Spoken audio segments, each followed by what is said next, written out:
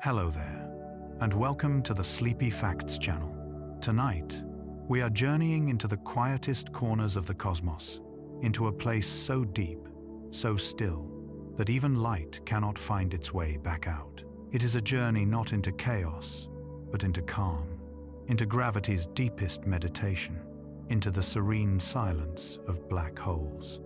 As you listen, you may feel the weight of the day begin to drift away, the pull of thoughts loosening, the orbit of worries slowing. You are safe here, floating on the edge of understanding, where time stretches like a sigh and the universe hums in low, endless tones. Black holes sound like frightening things. They devour stars. They bend light. They erase what falls within. But the truth is softer. A black hole is not violence. It is patience. It is the steady hand of gravity completing its work. When a star has burned through every last atom of its fuel, when it can shine no longer, gravity quietly takes over. The star folds in upon itself, layer by layer, its outer brilliance sinking inward until all that remains is a single, perfect curve in space and time. In this way, black holes are less destroyers and more endings that have finally come to rest. Far from the brightness of galaxies, beyond the chatter of starlight, they wait in silence. Their edges shimmer with invisible fire. Space bends around them like fabric caught in an unseen current. Every black hole is a kind of stillness made real, a reminder that even in the heart of chaos, the universe seeks balance. The story of black holes began not with telescopes, but with thought. Centuries ago, long before anyone had seen one, humans imagined that light could be trapped, that gravity, if strong enough, could pull even brightness back to itself. The idea slept in old equations for 100 years, until Einstein came along and rewrote the very meaning of space and time. His work revealed that gravity was not a force at all, but the shape of reality itself, that the presence of mass bends the stage upon which everything moves. And if something heavy enough were to exist, that bending could become infinite. Space would curl in completely, sealing off a region of the universe from which nothing could return. It was a strange and beautiful prediction, one that Einstein himself doubted could exist in nature. Yet the cosmos is full of surprises. When astronomers began studying the night sky with instruments sensitive to invisible light, X-rays, radio waves, and gravitational ripples, they found the unmistakable fingerprints of these cosmic abysses. In the center of galaxies, where billions of stars spiral together, they found the signs of immense gravitational wells, millions, even billions of times more massive than the Sunday. Around them, matter blazed in luminous rings, heated by the friction of falling. The glow revealed the presence of something that itself could never be seen. The first image of a black hole came much later, a soft, glowing ring encircling a shadow that was not an object, but an absence. Light from the surrounding gas bent around it, forming a luminous halo, and inside that ring, there was nothing, just a place where space falls faster than light can run. To look at that image is to feel something ancient and quiet, the sense that you are seeing the universe fold in upon itself. And yet, despite their mystery, black holes are profoundly simple. They can be described completely by just three qualities: mass, spin, and electric charge. Every other detail, the identity of the star that formed them, the elements that burned, the history of the atoms that fell in, is erased. Nature simplifies them into pure geometry. They are the most minimal structures that can exist, and at the same time, the most extreme. Close your eyes for a moment. Imagine a sphere of darkness suspended in space. Around it, a faint disk of light gas swirling faster and faster, its color shifting from red to blue as it nears the edge. Every photon, every atom is falling inward. If you could stand nearby, though you never could, you would feel time stretch and slow. The ticking of your own heartbeat would drift apart like distant waves. Seconds would elongate into hours. The closer you drew, the quieter everything would become, until at last even sound itself would fail to reach you. It is here, on the edge of the event horizon, that the universe reveals its gentlest paradox. From the outside, what falls in appears to freeze, forever suspended at the threshold. But from within, everything continues as usual. The traveler would feel nothing strange as they crossed the boundary. Time would still flow. Light would still shine, until the moment the geometry closed completely around them. To watch it from afar, however, is to see eternity unfold in slow motion.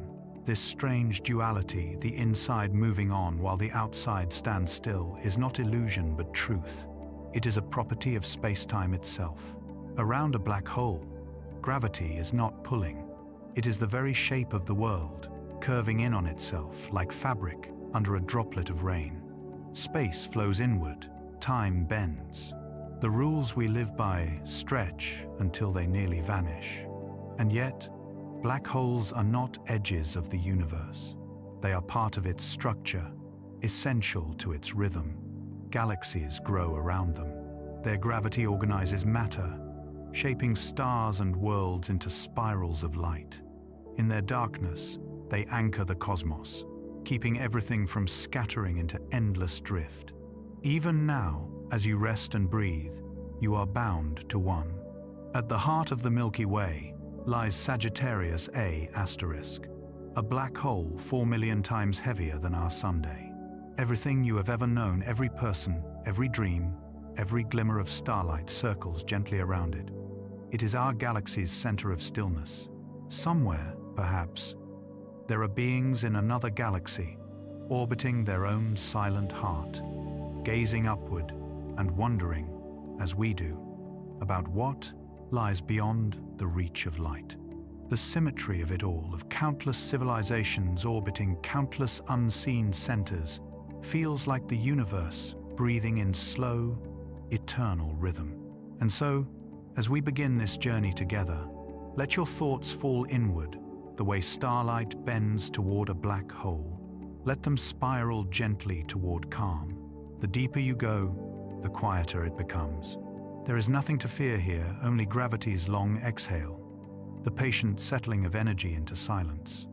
We will travel through this cosmic stillness, one quiet mystery at a time. We will listen to the universe not with our ears, but with the imagination that lingers between waking and sleep. Somewhere in the distance, two black holes are merging, sending out ripples that will reach us billions of years from now. Somewhere else, a star is collapsing into its final form, folding into itself like a sigh. Everything in the universe, from galaxies to atoms, is caught in this same movement, expansion and collapse, brightness and rest. In that rhythm lies a comfort deeper than words. For even when light fades, the universe remembers. So, breathe. Let your pulse slow to match the turning of stars. Beyond the reach of noise and thought, beyond even the measure of time, there are black holes, not monsters, but meditations. The universe's own way of sleeping. What a black hole really is. A black hole begins as a whisper in the dark. It is born from a star that has burned for millions, sometimes billions of years, until it has nothing left to give. When that final spark fades, gravity takes its turn. The outward pressure that once resisted collapse disappears, and the entire star begins to fall in upon itself, not outward into fire, but inward into silence. The collapse is not fast to us, though it happens in an instant for the star. To the universe, it is another exhale, another folding of brilliance into stillness. Imagine that star once radiant, now dimming, a great sphere of plasma shrinking, tightening, pulling its own light back into itself. As it contracts, gravity grows stronger. It does not pull like a rope or a magnet, but bends the very space around it. What was once distance becomes curve. What was once time becomes depth. The collapsing star creates a distortion in space-time so profound that not even light, that swiftest traveler, can escape. This is the beginning of a black hole. And yet, the name black hole is a kind of misunderstanding. It is not a hole, not a wound in space, but rather a place where the geometry of the universe has folded completely inward. It is an object without a surface, a region where the rules we know cease to apply. Inside its boundaries, what physicists call the event horizon, all directions lead inward. All motion becomes descent. To cross that invisible line is to move not through space, but into time itself, as if every possible future ends in the same singular point. From afar, black holes do not look violent. They are calm, spherical, and strangely beautiful. Around them, light swirls like mist in the wind. Stars bend in elegant arcs as their paths curve through warped space. The airless void becomes a lens, magnifying what lies behind it, distorting the background like glass underwater. A black hole does not shine, but it sculpts the light of the universe into hypnotic shapes. The silence that surrounds it is not emptiness, but balance, gravity in its purest, most perfect form. The idea of a black hole was once only a dream of mathematics. In 1916, just after Einstein published his theory of general relativity, a German physicist named Karl Schwarzschild found an exact solution to Einstein's equations, one describing the geometry of space around a single point of infinite density. Einstein himself doubted that such a thing could exist in nature, but the universe, it seems, took him literally. Within decades, astronomers found evidence of objects whose gravity was far too great for their size. Stars orbited invisible partners, their light stretched and shifted by a pull that could not be seen. In time, the evidence became undeniable. To understand what makes a black hole special, you must imagine space and time not as empty nothingness, but as a kind of fabric. When a massive object sits on that fabric, it sinks into it slightly, creating a curve. Planets orbit stars because they follow the bends in that fabric, moving along the straightest paths possible in curved space. Now, imagine something so heavy, so compact, that it doesn't just dent the fabric, it pierces it entirely, pulling the geometry down into an endless funnel. That is a black hole. Its gravity is not a force acting from a distance, but the natural shape of space-time around it. The edge of that funnel, the point beyond which nothing can return, is called the event horizon. It marks the boundary between the visible universe and what lies beyond comprehension. To an outside observer, anything approaching that horizon appears to slow, its light stretched into red, fading until it vanishes completely. But from the viewpoint of the falling object, nothing unusual happens. It simply continues inward, crossing the horizon without a sound. In this way, black holes create a kind of cosmic mirage, two realities existing side by side, each true in its own frame of time. At the center of a black hole lies the singularity, a point where all known laws of physics break down. Here, density becomes infinite, and time itself loses meaning. But perhaps point is the wrong word, for no one truly knows what the singularity is. It may be a region of extreme curvature, or a doorway to another space entirely. Our equations stop there, as if the universe itself draws a curtain. The singularity is less a place than an end of understanding, a silence in the language of science. And yet, despite their mystery, black holes are simple. Each one can be fully described by just three numbers: its mass, its spin, and its electric charge. Everything else, the details of the star that collapsed, the patterns of atoms that fell in, is erased. Nature distills complexity into pure essence. A black hole is geometry made visible, a sphere of gravity alone. When we look toward one, what we see is not the black hole itself, but the light that nearly escapes it. Gas and dust drawn toward the event horizon form an accretion disk, a whirlpool of radiant fire. Friction within the disk heats it to millions of degrees, and the glow can outshine entire galaxies, yet the dark center remains absolute. No matter how bright the edges, the core holds its silence. If you were to drift nearby, you would feel gravity's gradient stretch your body into an elongated line, a process scientists call spaghettification. It sounds dramatic, but there is an odd beauty to it. Matter, pulled thinner and thinner, aligns with the flow of space-time, dissolving into the geometry it once resisted. Even destruction, at this scale, becomes transformation. Black holes are not all the same. Some are the size of cities, formed from dying stars. Others, the supermassive ones, weigh billions of times more than our sun and reside at the centers of galaxies. These giants shape the structure of the cosmos. They anchor galaxies like stones at the bottom of a vast celestial river, guiding the flow of stars around them. Without their gravitational influence, galaxies might never have formed at all. To the human eye, a black hole appears motionless, but it is far from static. It spins, dragging the space around it in a slow, spiraling twist. Near its poles, magnetic fields stretch and snap, launching jets of charged particles that travel across light years. These beams of energy can ignite the birth of new stars, seeding the galaxy with raw material for creation. In this way, even as they consume, black holes also give. They are both endings and beginnings, death that breeds new life. The deeper one looks into their nature, the more paradoxical they become. According to quantum theory, black holes should radiate energy, a faint glow now known as Hawking radiation.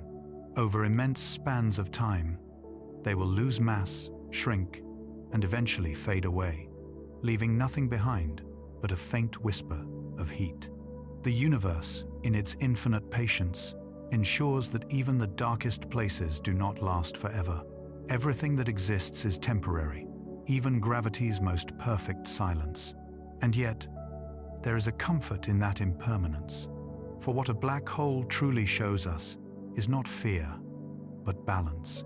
It is the universe's way of tidying itself, of gathering what has burned too brightly and letting it rest. The same physics that governs falling apples and orbiting moons also governs these cosmic abysses. They are part of the same story, written at a different scale. If you listen closely to the silence between your breaths, you might feel a trace of that same gravity, the gentle pull inward, the stillness at the center of motion. In the vast architecture of space-time, every point, even where you sit now, participates in this quiet curve. You, too, are bending the universe ever so slightly, leaving your own subtle mark upon the cosmic fabric. And perhaps that is the most relaxing truth of all, that even the most terrifying mysteries of the universe are simply extensions of the same gentle physics that holds us here. Black holes are not monsters lurking in the dark. They are the universe dreaming. In their silence, we glimpse the end of sound, the pause between heartbeats, the stillness that follows every burst of light. The story of a black hole is the story of gravity completing its sentence. It is the moment when motion slows, when light surrenders, when the universe breathes out and folds itself into rest. Somewhere, far beyond the edges of our sight, another star is reaching that moment, now collapsing inward, softly, beautifully, until all that remains is peace. 2. The gentle geometry of collapse. In the deep stillness of space, stars live long and burn brightly, but nothing lasts forever. Every star carries within it the seed of its own transformation. The same forces that bring light into being will one day bring that light to rest. It begins gently, almost imperceptibly, with a quiet shift in balance. The star, once held steady between the outward push of fusion and the inward pull of gravity begins to change its rhythm. The fire at its core, that ancient heartbeat of hydrogen becoming helium, begins to slow. The pressure that once lifted its vast weight outward weakens, and in that moment, gravity begins its long, graceful descent inward. For billions of years, gravity has been patient. It has waited behind every flicker of starlight, every wave of heat, every atom of radiance. When the star's fuel finally runs out, gravity's time comes. The outward forces fall silent, and the great sphere of plasma begins to fold upon itself. From the outside, it would look as if the star simply fades. But deep within, a delicate and immense choreography unfolds, a collapse so complete that it transforms not only the matter of the star, but the structure of space-time itself. Imagine that collapse not as an explosion, but as a slow inward tide. Each layer of the star sinks into the one below it, and the density grows until even the smallest spaces between atoms disappear. Electrons and protons, once separated by vast stretches of empty space, are pressed together until they become something new, neutrons, pure and compact. For a brief instant, the entire star is a single ocean of nuclear matter, smooth and seamless. But even this is not enough to stop gravity's descent. When no more resistance remains, the star continues to fall. The collapse accelerates until all the matter and all the light that once made the star unique disappear beneath its own horizon. At that boundary, the event, horizon gravity, becomes geometry. It is not a force pulling inward anymore, but the shape of the universe curving toward itself. Inside, every possible path through space leads deeper in. Outside, the curvature is subtle, spreading its influence far beyond what we can see.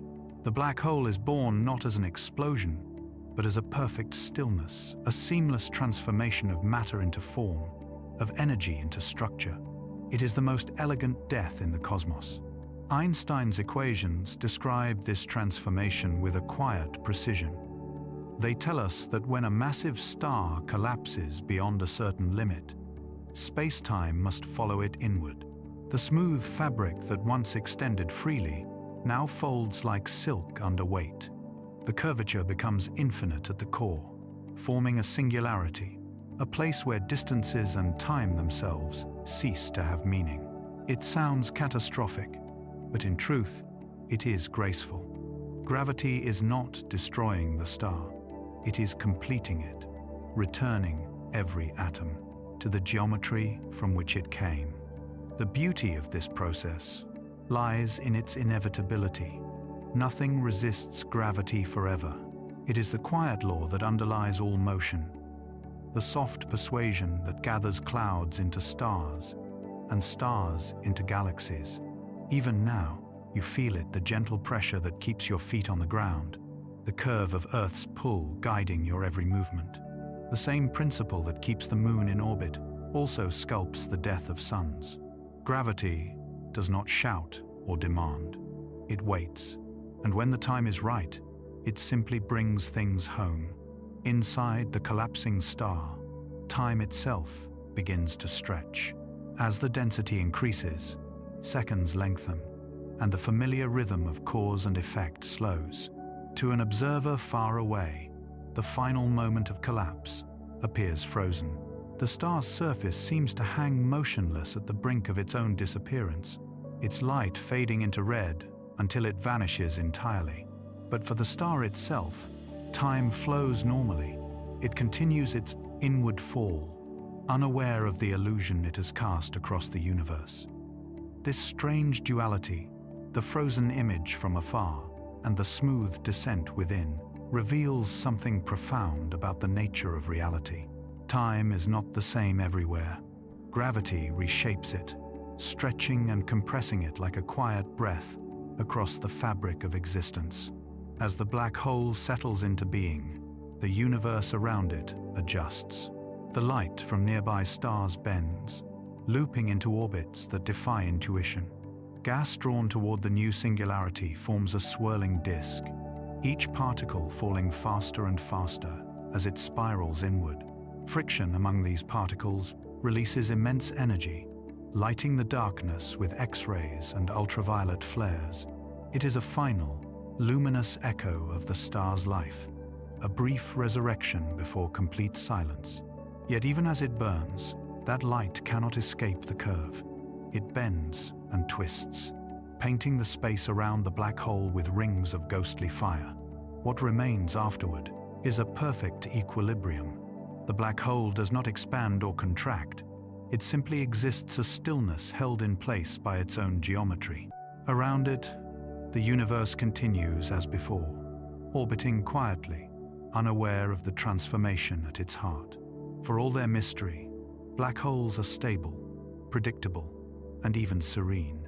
Once formed, they persist unchanged for eons, their properties defined by a few simple numbers: their mass, their spin, and their charge. All else, every detail of the star's former life, has vanished into symmetry. There is a strange peace in that symmetry. A black hole has no edges, no scars, no irregularities. Its surface, if it can be called that, is perfectly smooth, a mathematical sphere of gravity itself. Nothing on Earth, no material or shape, compares to this purity. The black hole is not rough or violent. It is calm. The most extreme object in the universe is also the most perfect. This perfection is not lifeless. The black hole continues to interact with its surroundings, gently pulling on nearby stars, shaping their orbits, and influencing the motion of entire galaxies. Its gravity extends across light years, but the pull is subtle. The stars do not fall in. They dance around it, moving to a rhythm dictated by the geometry of space itself. In that way, black holes act as anchors, steadying the cosmic sea. If you could drift near one, you would not hear noise or feel motion. You would only sense the stretching of time, the slow bending of light. The stars above would smear into arcs, their colors fading into crimson as you approached the edge. The universe would seem to pause, caught between one heartbeat and the next. In that moment, you would glimpse something profound, not destruction, but the deepest order in nature. A black hole is gravity's way of drawing a circle around the infinite, of defining where light ends and darkness begins. Some scientists think of black holes as mirrors, reflecting the universe's fundamental truths. They show us that matter and energy are temporary, but the geometry that holds them is eternal. When a star collapses, it does not vanish. It becomes form itself. Its mass continues to shape the space around it, leaving behind an imprint that will last for billions of years. The star has not died. It has changed language. It has gone from the vocabulary of atoms to the poetry of spacetime. There is a soft melancholy in this transformation, the quiet sadness of endings that are also beginnings. The collapse of a star is not unlike the fall of a wave returning to the sea. The shape disappears, but the water remains. The energy and mass are still part of the universe, woven into the curvature of the cosmos. The light that once shone outward now curves inward, completing its journey home. Perhaps this is why black holes fascinate us so deeply. They remind us that endings need not be violent, that silence can hold beauty, that even in the cold geometry of physics, there is tenderness, the kind that comes from balance, from inevitability, from peace. A black hole is gravity's most profound meditation. It is the place where motion finds rest, where fire becomes curve, and where the universe, for a moment, folds its hands and exhales. So, as you imagine this gentle collapse, let your own thoughts do the same. Let them fall inward, slowly and softly, until they find their center. In this vast and quiet universe, everything that rises must one day return. Every light, no matter how brilliant, will rest in the geometry that shaped it. And in that return, in that perfect, unhurried descent, the cosmos reminds us that peace is not found in resisting gravity, but in yielding to it. 3. The event horizon, the point of no return. At the edge of a black hole lies one of the most mysterious boundaries in all of physics, a place where the rules of the universe begin to dissolve into silence. It is not a surface you could touch, nor a wall that would resist your hand.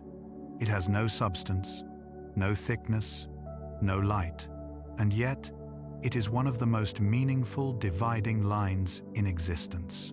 This invisible threshold is called the event horizon, and it marks the point at which even light, that most tireless traveler, cannot find its way home. Beyond this horizon, all paths lead inward. Beyond it, the future itself bends toward a single destination. The event horizon is often described as a point of no return, but even that phrase feels too harsh for what it truly is. There is no sudden jolt, no violent transition. You would not feel it as you crossed. You would not see it coming. One moment, you would still be in the universe, feeling the light of distant stars on your face, and the next you would have fallen beyond their reach. The horizon does not trap you with force. It simply curves reality in such a way that outward no longer exists. It is as if the universe itself has turned inward, and the arrow of time now points only deeper into gravity's embrace. Imagine floating near such a boundary. From your vantage point, the black hole would not appear as a flat circle of darkness, but as a sphere, surrounded by light, bent and twisted in strange ways. Behind you, the stars would shimmer and smear into luminous arcs. The sky would seem to fold over itself, as if the entire cosmos were wrapping around your vision. This is not illusion, it is geometry. Light from behind the black hole bends around it, allowing you to see the far side of the universe reflected in its curve. The event horizon acts as both mirror and veil, showing everything, yet revealing nothing beyond itself. As you drift closer, time begins to slow. To someone watching from far away, your motion appears to stretch out endlessly. Your descent seems to take forever, your signals growing weaker and redder until they fade completely.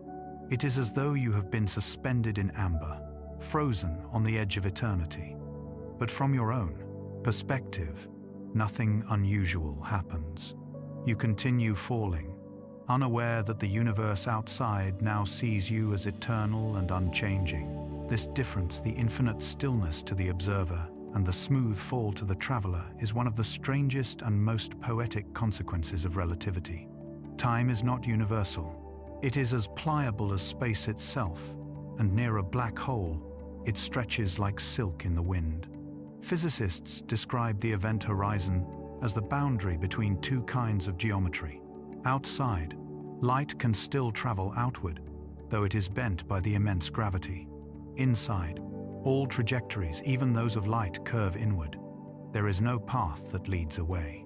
In that region, the word down loses its meaning, because every direction is down. To fall into a black hole is not to be pulled, but to follow the natural flow of space and time. You are not being dragged, you are simply moving along the only possible lines that exist. This smooth inevitability makes the event horizon one of the most peaceful places imaginable, if one could somehow ignore its consequences. There is no collision, no barrier, no violent moment of crossing. The boundary exists as pure mathematics, not as matter. The gravitational field there is so strong not because of a physical surface, but because of the shape of space-time itself. The horizon is the point where that curvature becomes total, where space turns entirely inward. In this way, it is not an obstacle, but a kind of cosmic reflection, the universe folding itself into its own shadow. If you were to hover safely just above the event horizon, perhaps in some impossible future ship capable of resisting such forces, you would see the universe speed up before your eyes. Light from distant stars would arrive more and more quickly, their clocks racing ahead as your own slowed to a crawl. You would watch the history of the cosmos play out in a blur of light, stars forming and dying, galaxies spinning, time accelerating until all things burned and faded, and then there would be nothing left to see. The event horizon would have shown you the entire future of the universe in a single, eternal moment. For those who fall, the story is simpler. The descent continues quietly. The light of the outer universe fades to black, replaced by a soft glow from the accretion disk above the final light that will ever reach your eyes. The pull becomes less a sensation of falling and more a surrender of distinction between motion and stillness. You and space are no longer separate things. You are part of the same downward flow, part of the same curvature that defines reality here. It is not terrifying. It is profoundly calm. The event horizon is not a prison, but a merging of you, of time, of all things. And yet, from the outside, the event horizon is anything but simple. It is a paradox, made visible. It appears to be a static, motionless surface, but it is constantly shifting, growing, or shrinking as matter falls in or evaporates through Hawking radiation. It is the most dynamic nothingness imaginable, a place where change itself is the only constant. Every particle that falls in adds to its area. Every quantum of radiation that escapes takes away from it. In this way, the event horizon behaves almost like a living thing, breathing in and out over cosmic time. Stephen Hawking's work revealed that horizons are not truly black. They glow faintly, emitting a slow drizzle of particles born from quantum fluctuations near the edge. One particle falls in while its partner escapes, carrying away a fragment of energy. Over billions upon billions of years, this process slowly drains the black hole, shrinking its horizon until nothing remains. Even in death, the event horizon fades gently, releasing its energy not in bursts, but in whispers. The ultimate point of no return, it seems, is also a point of return for the universe's smallest energies. Philosophically, the horizon asks quiet questions. What does it mean for information to vanish? Can something truly be lost forever, or is it merely transformed? Some physicists believe the event horizon preserves everything that falls in, encoding it on its surface like faint ripples of memory. If this is true, then the black hole is not an eraser, but a record, a cosmic library written in gravity and light, its pages invisible yet enduring. Every photon that ever crossed the line may still exist, woven into the horizon's structure. It would mean that even at the threshold of oblivion, the universe remembers. When astronomers captured the first image of a black hole in 2019, what they saw was not the object itself, but the light skimming the edge of its horizon. A ring of orange fire surrounding a circle of nothing. That glowing arc was not an illusion, but the final traces of photons that had danced at the brink of the event horizon, circling it again and again before escaping. It was the first photograph of gravity's most perfect silence. For a moment, humanity had glimpsed the line between being and beyond, and it was beautiful. If you close your eyes now, you might picture it. The dark center, surrounded by a halo of light. The calmness of geometry so extreme it becomes still. Imagine standing there, though you never could, and feeling the quiet pull inward. The stars above dim, and time slows to a single, infinite breath. This is the event horizon, the edge of all that can be known. It is not a threat, but an invitation. It is the boundary between what has happened and what is still to come. In that silence, there is peace. The event horizon does not end the universe. It simply marks where our understanding stops. Beyond it, perhaps, is not death, but transformation. The light that falls does not vanish. It joins the fabric of space itself. The traveler who crosses does not disintegrate. They become part of the rhythm of gravity. The horizon is not an ending, but the quiet turning of a page the universe has been writing since the first star was born. So, breathe deeply and let the thought settle. The event horizon is not a wall of fear, but a horizon in the truest sense, the meeting place of known and unknown, of time and timelessness. Beyond it lies not chaos, but the continuation of stillness, deeper and deeper, until all motion becomes memory. The universe, it seems, is not falling apart, but folding gently inward, toward its own center, where even light finds rest. 4. Space-time falls like water. When we imagine falling into a black hole, we tend to think of plunging downward, as if into a pit, a tunnel, a great void waiting to swallow everything that nears it. But this image, while poetic, is not quite right. The truth is gentler, and in many ways far more beautiful. Near a black hole, nothing is being pulled in. Instead, space itself is flowing inward. The universe, at that place, moves like a river, not an object falling through space, but space falling through itself.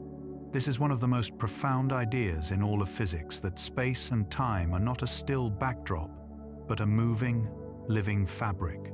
They bend, they ripple, and under the weight of gravity, they flow. The black hole is not a drain in the cosmic ocean. It is part of the current, a smooth region where space-time slides inward at increasing speed. For those drifting near its edge, it would feel as though nothing were happening at all, yet everything around them would be changing. Space is not fixed. It moves, and we move within it, carried by its invisible tide. To imagine this flow, picture a calm river gliding toward a waterfall. A leaf floating on its surface might drift peacefully for miles, unaware of what lies ahead. As the water nears the falls, the current grows faster. At first, the leaf can still paddle backward if the wind catches it, escaping the flow. But eventually the water rushes so quickly that no push, no force can overcome it. There is no sudden drop, only a point where the speed of the current matches the leaf's ability to move. From that moment, the leaf is carried along, inexorably but gently, over the edge. That invisible boundary, that quiet threshold, is the event horizon. In this analogy, the black hole is not a void into which things are dragged. It is a region of space where the river of space-time flows inward faster than light itself can swim outward. Light, which usually races freely through the universe, now finds itself swept along with the current. From far away, the river seems calm, its surface smooth. But deep beneath, the geometry of space-time moves at unimaginable speed, cascading inward toward the singularity. Nothing is torn apart in this flow, not until it nears the final depths, for gravity does not act like a hand. It is not a pull, it is the shape of the water itself. Einstein's general relativity describes this motion not in the language of forces, but of geometry. The equations tell us that massive objects cause space-time to curve, and that this curvature guides how everything moves: planets, light, even time itself. Near a black hole, the curvature becomes so extreme that space is pulled along with the mass, flowing inward like a whirlpool. The closer one gets, the faster the flow. At the horizon, it reaches the speed of light. Beyond that, even light cannot escape the inward rush. This is not violence, it is inevitability, a graceful motion written into the universe's very design.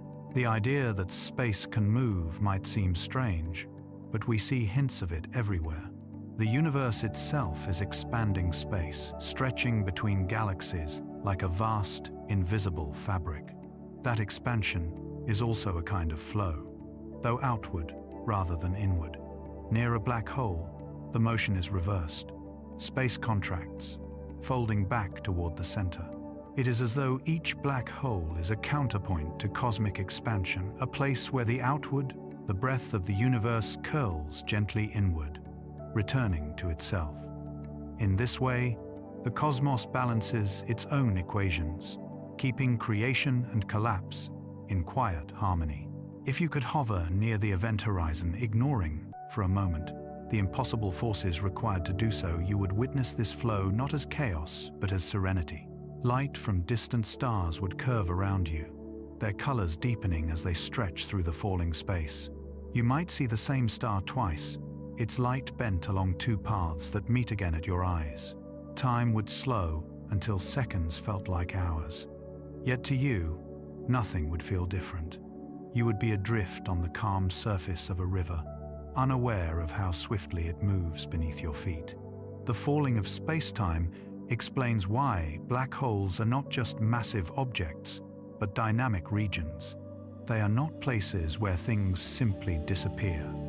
They are parts of the cosmic fabric itself, reshaping reality as they flow. The matter that once formed the star has not vanished. It still exists, though transformed its mass, now woven into the curve of space, its energy shaping the speed of the fall. The black hole is not an object in space. It is a piece of space-time in motion, a whirlpool carved by gravity's patience. Every particle that approaches it becomes part of this flow. Gas, dust, light, all enter the current. Some orbit briefly, forming glowing rings that shimmer in every wavelength, before spiraling inward and vanishing. Others skim the horizon, circling again and again before escaping back into the universe, their paths forever bent. Even photons, the smallest quanta of light, are caught in the smooth drag of the falling space. Around the black hole lies a region called the photon sphere, where light can orbit perfectly, looping in endless circles before it eventually fades. In this dance, space itself is the choreographer, and light follows its lead without resistance. If you could somehow stand far away and, to watch this, you would not see things fall in. You would see them slow, dim, and redshift, their light stretched by the motion of space-time itself. The glow from the accretion disk, that brilliant ring of infalling matter, would seem to hover forever at the edge, never quite crossing. This illusion is the universe's most delicate mirage. From your point of view, nothing ever truly passes the horizon. But from the viewpoint of the matter itself, it crosses effortlessly, carried along by the river that has always been flowing inward. Both are true, and neither contradicts the other. In the deepest sense, a black hole is not separate from the universe around it. It is the universe folding back on itself, like an ocean wave curling before it breaks. The same space-time that carries galaxies apart also gathers them together. It is all one fabric, and every fold, every current, is connected. To think of a black hole as isolated is like thinking of a whirlpool as separate from the sea. It is not a part. It is the sea, taking on a new form of motion. This image of space-time as water brings with it an unexpected peace. There is no harshness in a river's flow, no malice in its descent. The black hole is not hungry, not waiting to consume. It is the natural continuation of movement, the fulfillment of gravity's endless cycle. In that sense, black holes are the most tranquil features of the cosmos. They are places where motion becomes inevitability, where time slows to stillness, and where light itself finds rest. If one could listen closely enough, perhaps the falling of space-time would sound like water, a deep, continuous whisper beneath the silence of space. And maybe, in that soundless murmur, one could hear the rhythm of the universe itself, a reminder that everything flows, everything moves, everything eventually returns to the same calm sea. The stars that collapse into black holes are not lost. They have simply changed their way of shining. So let your thoughts drift with that current. Let them move as space-time does, effortlessly, softly, without resistance. The black hole is not the end of the journey, but the inward turn of it. Space itself is falling like water, and you are part of its motion. Every breath, every heartbeat, every slow pulse of thought is another ripple in the same cosmic river. All things flow together: stars, light, gravity, and you all moving toward the same horizon of stillness, where even time slows down to rest. 5. Time itself slows to a whisper. Time is one of those invisible things that shapes every part of our existence. Yet we almost never feel it moving. It slips quietly beneath our awareness, guiding everything from the beating of our hearts to the spinning of galaxies. We sense its rhythm in the turning of days and the fading of seasons, in the way light shifts across the walls of a room. But time is not constant. It does not flow evenly through the universe. It bends, it stretches, and under the weight of gravity, it slows. Nowhere is this more profound than near a black hole, where time itself begins to whisper, lengthening into silence. Einstein's general theory of relativity taught us that time is woven together with space, forming one continuous fabric, spacetime. The presence of mass curves this fabric, and the stronger the gravity, the deeper the curve. What we call the slowing of time is really the stretching of this geometry. Near Earth, the effect is tiny. A clock on the top of a mountain ticks slightly faster than one at sea level, because it sits farther from Earth's center of gravity. The difference is measured in billionths of a second, but it exists. Near a black hole, however, the same principle deepens into something astonishing. Imagine a clock drifting toward the event horizon. To someone watching from far away, that clock's hands begin to slow. Each tick takes longer than the last, and its light, stretched by gravity, fades into red. As it nears the horizon, the ticks appear to stop altogether. The clock seems frozen, its final moment suspended forever at the edge. But to the clock itself, and to anyone falling with it, time continues as usual. Its ticks remain steady, its seconds pass normally. The difference is not illusion, but perspective. Time is not universal, it is personal, shaped by one's motion and position in the great curvature of space-time. This phenomenon is known as gravitational time dilation. It is the quietest form of relativity, the stretching of seconds into eternity. Around massive objects, time flows more slowly because the geometry of space-time is deeper there, like a valley compared to a hill. Light, too, feels this difference. As it climbs out of a gravitational well, its waves stretch, its energy lessens, its color reddens. We call this gravitational redshift, and it is another way of hearing time's whisper, the universe slowing down as gravity deepens its pull. Near a black hole, the valley becomes an abyss. The deeper you go, the slower time moves relative to the outside universe. The effect is so extreme that, for a traveler falling inward, moments may pass normally, while outside, eons unfold. Stars are born and die, galaxies collide and fade, civilizations rise and vanish, all while the traveler continues their fall, unaware that the universe outside has raced ahead by billions of years. In this way, black holes connect us to one of the most mysterious truths in physics. Time is not absolute. It has no single rhythm. It is as flexible and alive as space itself. This bending of time is not limited to black holes.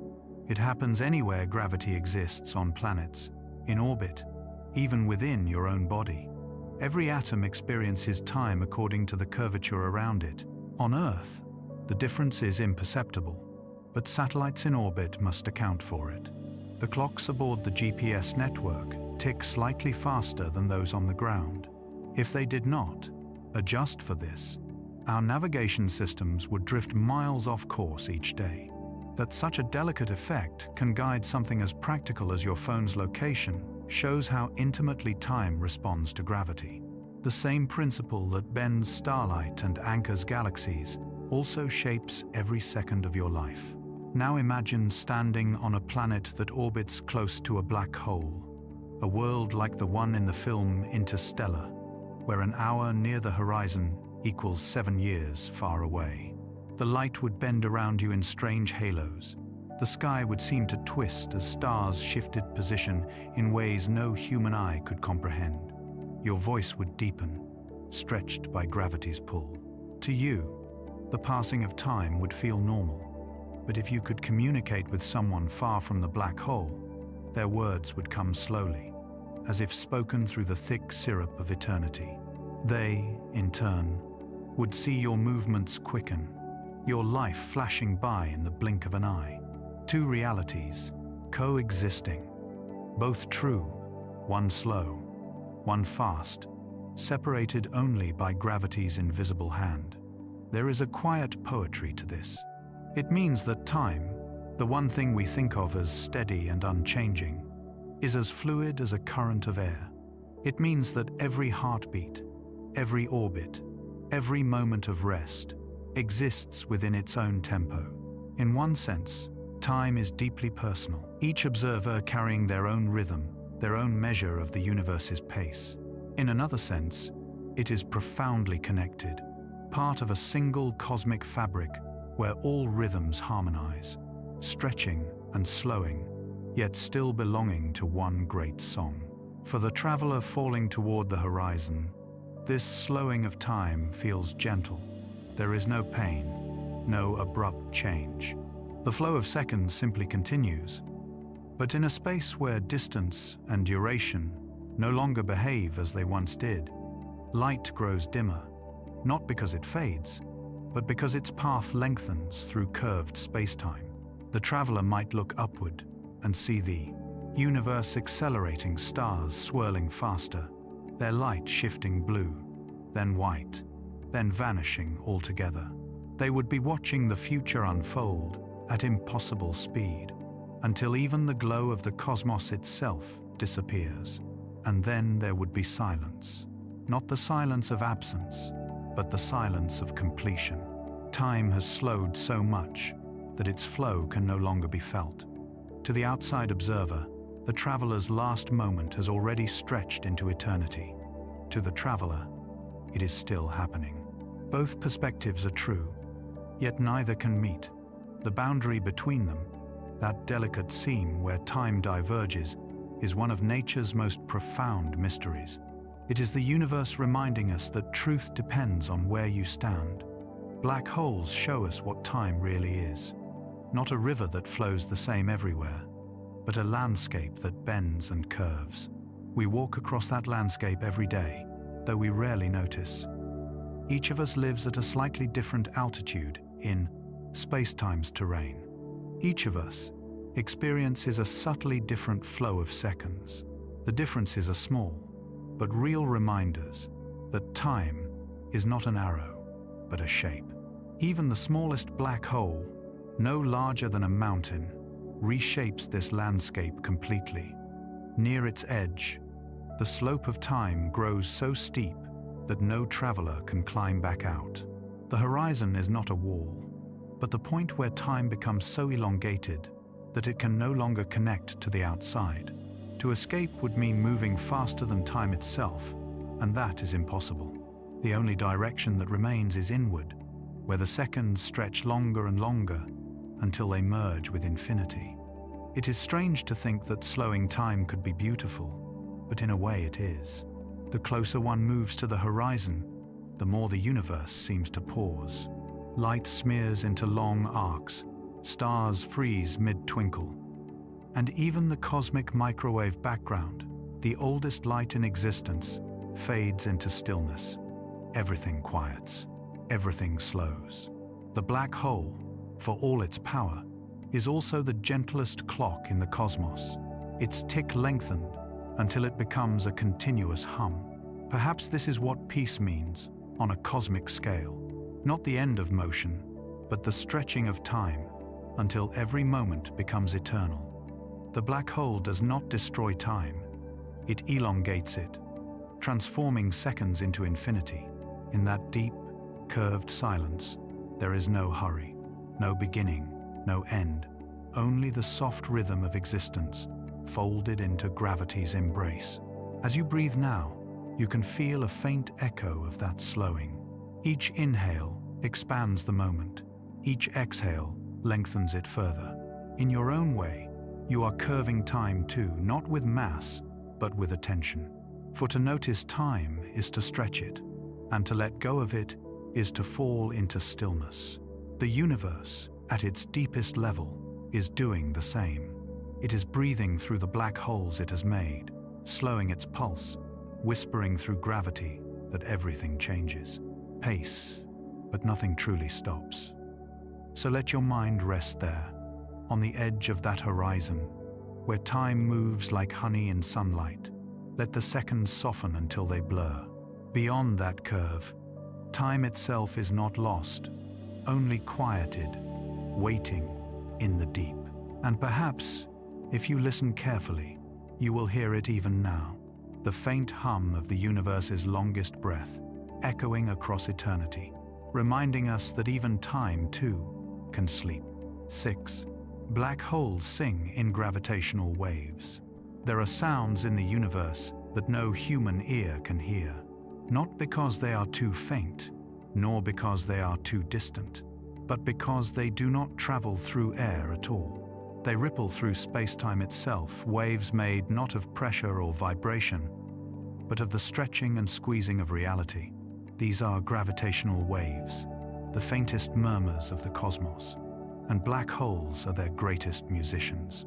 When they move, collide, or merge, the universe rings like a bell. Each black hole plays a note, so deep and soft that it passes through galaxies and stars, through your own body, without resistance.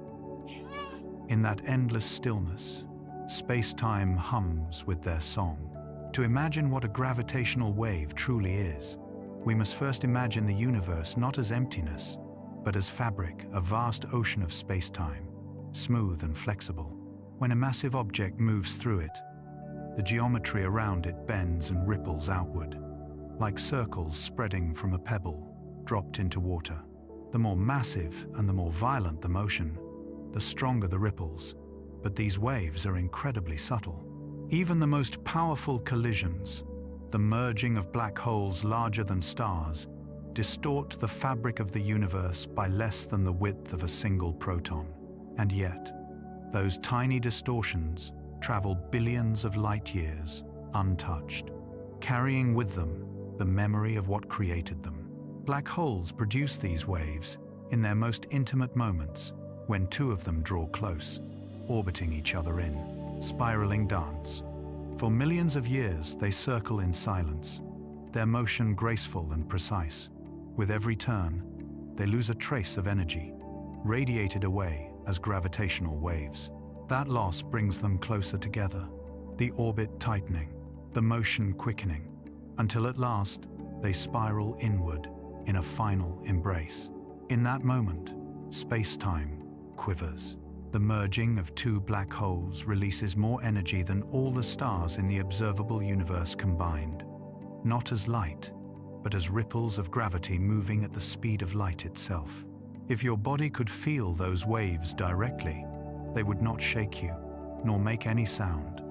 You would simply be stretched and squeezed, imperceptibly, as space-time itself shifted. The effect is unimaginably small, less than the width of an atom across your entire body.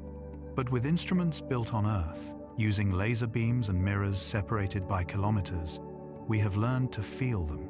In 2015, scientists at the Laser Interferometer Gravitational Wave Observatory LIGO detected one such ripple. It was the faintest signal ever recorded, a chirp lasting less than a second. Yet within that whisper lay the story of two black holes that had collided more than 1 billion light-years away. The sound, when translated into human hearing, rose gently in pitch from a deep rumble to a fading sigh. It was the voice of the universe, speaking in gravity's language for the first time we could listen. What makes these waves so remarkable is not only their subtlety, but their purity. Unlike light, they do not scatter or dim as they travel. They carry with them a perfect record of their source, unblurred by dust or distance. Each ripple is a message from the deep past, carrying the memory of cosmic events that happened before Earth even existed. Through them, we can hear collisions that took place billions of years ago, the quiet echoes of creation's most powerful moments. The universe, which once seemed silent, becomes alive with music. Every merger of black holes adds its note to that cosmic symphony. The smaller ones sing in higher tones, the larger in lower. Some last mere milliseconds, others hum faintly across years. Together they create a background of gravitational sound, a continuous murmur beneath existence, always there, always flowing. Even now, as you breathe and read these words, those waves are passing through you, stretching and compressing the space between atoms, altering the rhythm of your heartbeat by imperceptible amounts. You are bathed in the song of gravity. It has always been playing. The beauty of this is that black holes, once thought to be the ultimate silence of the universe, are in fact its most perfect singers. They do not emit light or sound, but they send ripples through reality itself. Each collision, each merger, each subtle motion becomes a verse in an endless hymn. And the melody they produce is not random, it is structured, harmonious, mathematical. Physicists call the aftermath of a collision the ring down, because the newly formed black hole vibrates like a struck bell, releasing its final tones in a pattern that reveals its mass, its spin, and its shape. From these vibrations, we can read the story of its life and death.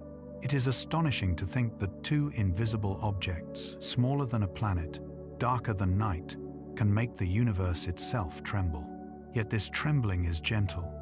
When the wave reaches Earth, it does not disrupt our world.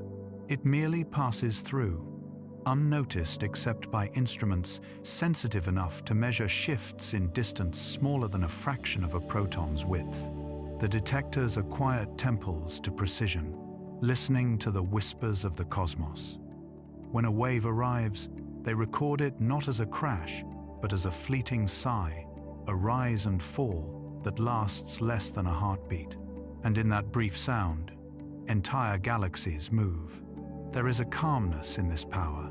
The merging of black holes is the most energetic event in the known universe, and yet its song is so faint that it cannot disturb a grain of dust. The cosmos, it seems, prefers subtlety. It hides its greatest acts of creation in the gentlest vibrations.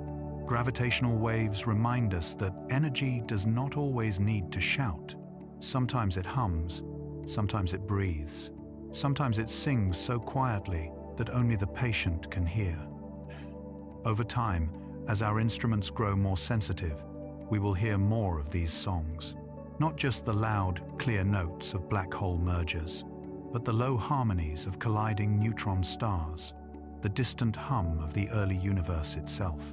The background of space will become a kind of cosmic music, a tapestry of waves overlapping, echoing, blending. It will tell the story of everything that has ever moved, ever collided, ever existed. And within that story, black holes will hold the deepest notes, the baseline of the cosmos, steady and eternal. Some physicists describe the universe as a kind of symphony, each phenomenon contributing its sound. If light is the melody and matter the rhythm, then gravity is the harmony beneath it, all unseen but essential.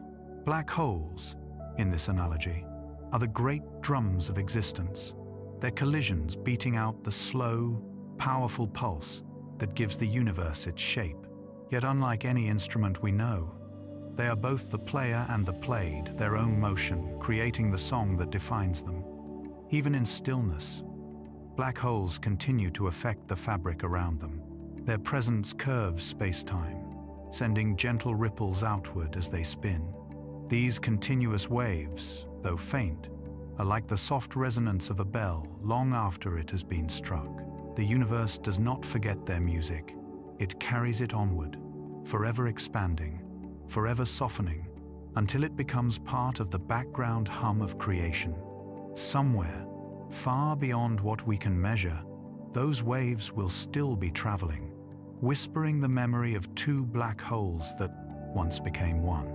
If you could somehow translate these gravitational harmonies into sound, you might hear them as a deep, resonant tone, the slow breath of the universe, a low hum that rises, swells, and fades, repeating in endless cycles. Listening to it would be like hearing the cosmos dream, and perhaps that is what it truly is. The universe dreaming of itself, its geometry shifting in waves of quiet joy. As you sit here now, you are part of that dream. Space is stretching and compressing around you, subtly, endlessly. Every star, every atom, every heartbeat contributes its note. You are not separate from the song of gravity, you are within it, resonating with it, carried by it. The same waves that once rang from merging black holes now flow through your body, connecting you to moments billions of years old. The music of space-time is not distant. It is here, it is everywhere, it is always. So let yourself listen, in the quiet way that one listens to stillness. The universe is singing, softly, beneath all noise. Black holes are its deepest instruments, shaping the rhythm of existence. Their collisions do not mark destruction, but creation, not chaos, but harmony. In the slow vibration of space-time, we find not violence, but serenity, not fear, but wonder. The black hole does not end the song of the universe. It keeps the beat.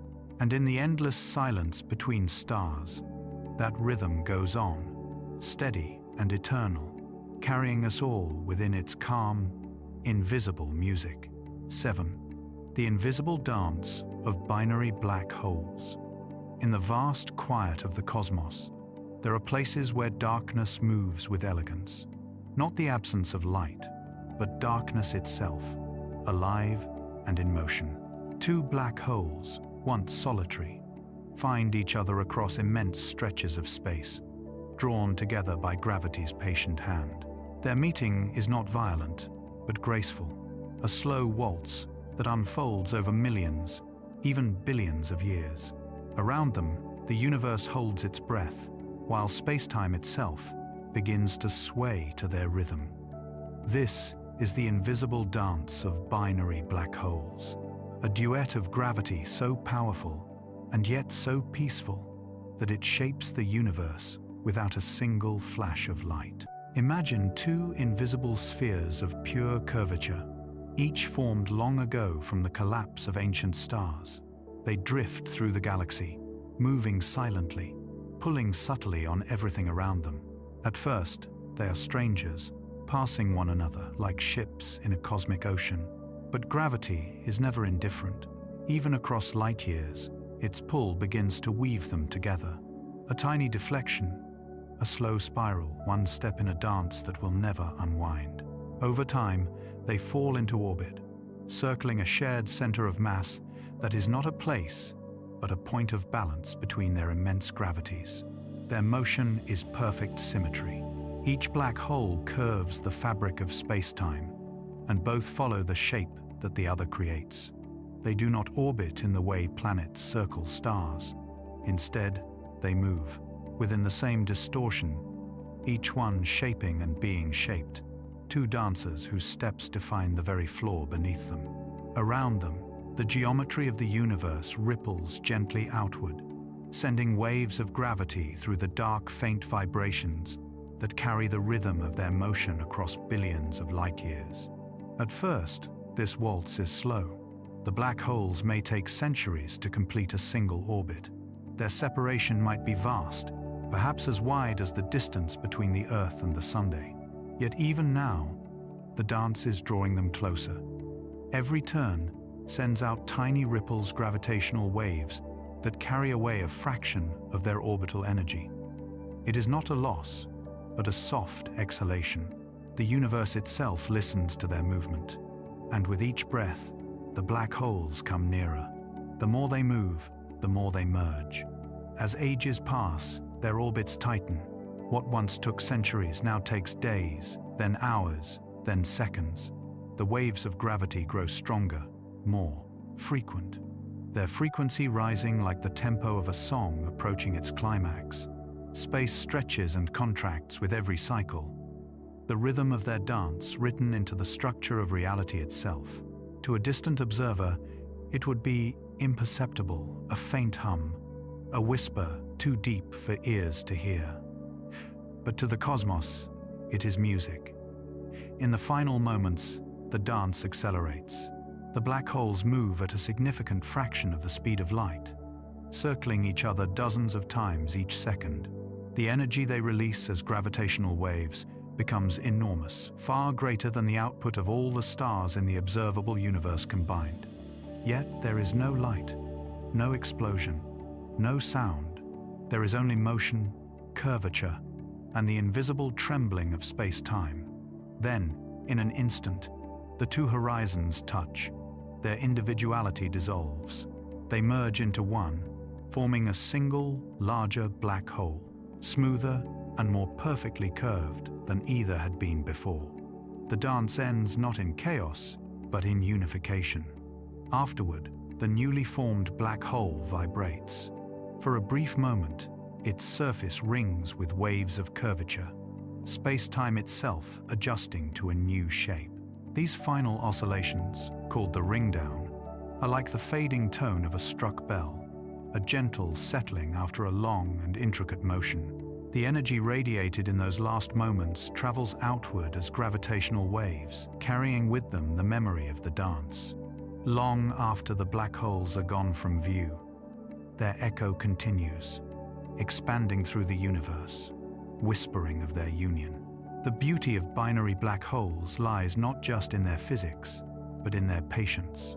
Their dance can last longer than the lifespan of stars, longer even than the age of galaxies.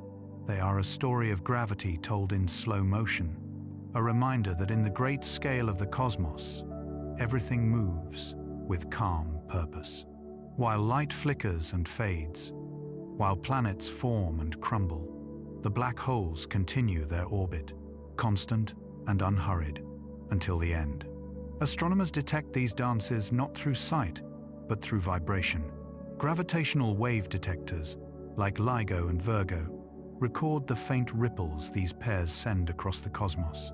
Each detection tells a story, two black holes, spiraling, merging, and becoming one. Some were born billions of years ago, when the universe was young and stars burned brighter. Others may have formed recently, in distant galaxies unseen by human eyes. The signals arrive as brief bursts, each one lasting less than a second, yet containing the history of millions of years of motion. It is as if we are hearing the last chord of a symphony whose earlier movements we can only imagine. There is an elegance to the way nature hides these events. They happen constantly, thousands, perhaps millions of times across the cosmos, yet they leave no mark of light. They are the universe's quiet work, its invisible architecture of change. The merging of black holes reshapes the galaxies that host them, sending gravitational ripples that influence the paths of stars and gas clouds. In some cases, the final merged black hole may receive a subtle kick from the asymmetry of its merger, launching it through space at tremendous speed, a solitary traveler, carrying the memory of its twin. And though we cannot see them, their dance affects everything. The waves they send out stretch and squeeze the universe, altering distances on microscopic scales. They pass through planets, through stars, through living beings, unnoticed yet present. At any given moment, the Earth itself is quivering softly from the passage of these waves. Not enough to feel, but enough to connect us, briefly, to the movements of entities so vast and ancient they defy comprehension. The idea that such immense power can coexist with such silence is one of the most calming truths in all of science. It tells us that the universe's deepest transformations are not chaotic, but measured. That even in collapse and merger, there is grace. When two black holes dance, they do not crash or shatter. They merge as one shape flowing into another, the geometry of space itself smoothing out their edges. In that moment, opposites disappear. Motion and stillness, energy and peace, all become the same thing. The cosmos does not break, it harmonizes. Somewhere out there, even now, countless pairs of black holes are moving toward each other. Some are still wide apart, their orbits slow and steady. Others are nearing their final embrace. Their combined gravity is sculpting space around them, sending out ripples that will reach us long after their union is complete. We may never see them, but the universe will carry their memory in every direction, woven into the very fabric of existence. If you close your eyes, you might imagine that dance, two invisible spheres, circling, drawing closer, moving faster, until they become one. There is no light, no sound, no chaos, only the rhythm of gravity itself, a slow and perfect spiral. It is motion beyond sight, balance beyond touch. The universe hums softly with their presence, each turn another heartbeat in the long, slow pulse of creation. In that motion lies peace, for though the dance of binary black holes ends in merging darkness, it is not an ending at all. It is a joining, a continuation, a quiet reminder that everything that moves apart will one day come together again. The stars, the galaxies, even time itself, all are caught in the same rhythm, spiraling gently toward unity. And in that final motion, as horizons touch and light gives way to calm, the universe continues to dance endlessly, silently, beautifully. 8. The heart of the Milky Way. At the very center of our galaxy, far beyond the reach of naked eyes, there lies a place of profound stillness. It is not marked by light, for light itself cannot escape it. Yet around this invisible heart, everything turns: stars, gas clouds, and entire arms of the Milky Way, swirling like luminous ribbons in a slow, cosmic spiral. This hidden center is called Sagittarius A*, a supermassive black hole, 4 million times the mass of our Sunday. It is the quiet anchor that holds our galaxy together, the gravitational heart whose presence gives shape to the vast disk of stars we call home. If you could journey to the middle of the Milky Way, the view would be extraordinary. The sky would blaze with stars, thousands of them crowding every patch of darkness, their light mingling into a glowing river that never fades. Dust and gas would form shimmering veils, and behind them, invisible but immense, would rest Sagittarius A*. You would not see it directly. It emits no light, but you would know it was there, by what it does to everything around it. Stars near the center move at astonishing speeds, some circling the black hole in orbits so tight that they complete a full revolution in just a few years. Their paths, traced over decades by astronomers, form elegant ellipses that reveal the hidden mass at their core. Nothing else could explain such motion. For much of human history, the center of the Milky Way was a mystery. Ancient astronomers saw the hazy band of starlight crossing the night sky and wondered what it was. A river, a path for the gods, the backbone of heaven. It was only in the 20th century that we came to understand its true nature, a spiral galaxy viewed from within. And deeper still, we discovered that, at its core, lies an object so dense, so powerful, that it governs the motion of billions of suns. Sagittarius A* is our galaxy's gravitational compass. Everything orbits its presence, even though most of what orbits will never come near it. To grasp the scale of this black hole is to touch the edge of comprehension. 4 million suns compressed into a space no larger than the orbit of Mercury, a region where time slows almost to stillness, where light bends back on itself, and where gravity becomes not a pull, but a shape so deep that even photons cannot escape. Yet, despite its vast power, Sagittarius A* is calm. It does not devour stars greedily or blaze with radiation as some galactic centers do. It sleeps, mostly feeding only occasionally on drifting clouds of gas that wander too close. When it does awaken, it brightens subtly, flaring in X-rays and infrared light for a few hours before settling back into quiet. The heart of the Milky Way, it seems, is more of a gentle heartbeat than a roar. Astronomers have been studying this heart for decades. Using arrays of telescopes spread across Earth, they have mapped the orbits of the nearest stars, watching them trace their invisible loops. One star in particular, known as S2, has become a key witness to the black hole's existence. Every 16 years, S2 swoops perilously close to Sagittarius A*, moving at more than 5,000 kilometers per second. At its closest approach, its light stretches and reddens under the weight of gravity, a direct, observable signature of Einstein's theory at work. The star's orbit, measured with exquisite precision, matches exactly what general relativity predicts for a black hole. There is no other explanation. In 2022, the Event Horizon Telescope collaboration released the first image of Sagittarius A*. It was not a photograph in the usual sense, but a map of radio light gathered from telescopes around the world, combined to form a single, planet-sized eye. The result was hauntingly beautiful. A glowing ring of light encircling a shadow. That shadow is not the black hole itself, but the silhouette of its event horizon, the region from which light cannot return. Around it, matter swirls at near light speed, heated to unimaginable temperatures as it spirals inward. To look at that image is to gaze at the true center of our galaxy, the place around which everything we have ever known revolves.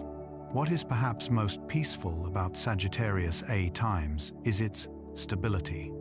Despite its mass and its ability to bend space-time, it has existed for billions of years without disruption. It is a steady anchor in a restless universe.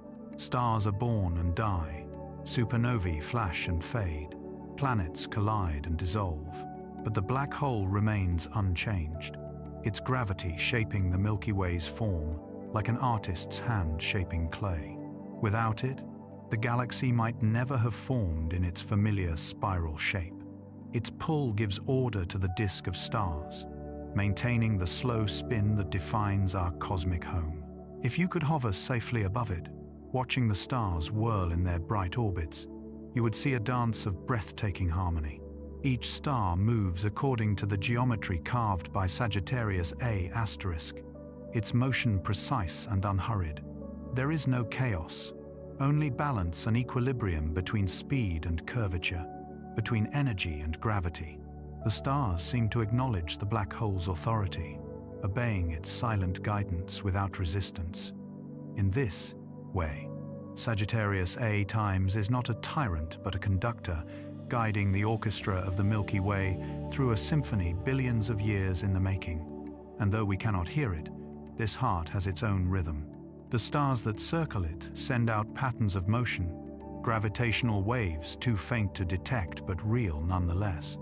They echo through the galaxy's core, subtle pulses of space-time marking the passage of cosmic time. The center of the Milky Way is alive with these invisible vibrations, not noise, but the deep hum of order, a reminder that even darkness moves with grace. For Earth, this heart is unimaginably distant, 26,000 light-years away, yet its influence reaches us all the same. Every orbit of our sun, every pull of gravity that keeps the solar system steady, is part of a vast web that ultimately connects to Sagittarius A*.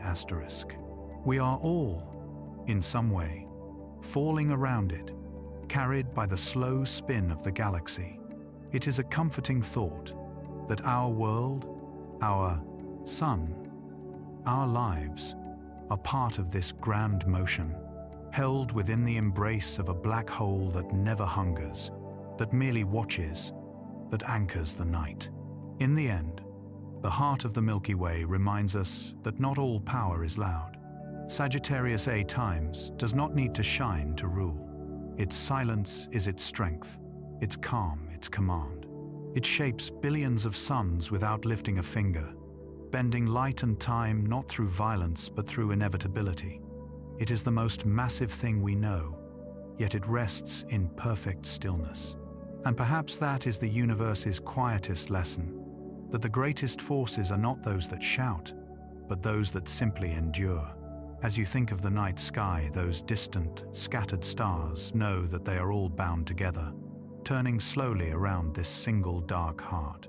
Our galaxy breathes through Sagittarius A asterisk, its pulse steady and ancient. We are passengers on that breath, drifting through the spiral arms like motes of dust in a great beam of light. Every sunrise, every orbit, every heartbeat is connected to that calm center, that quiet gravitational song.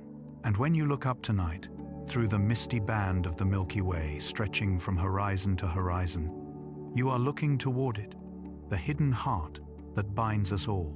It sits there in the direction of Sagittarius, not shining, but listening.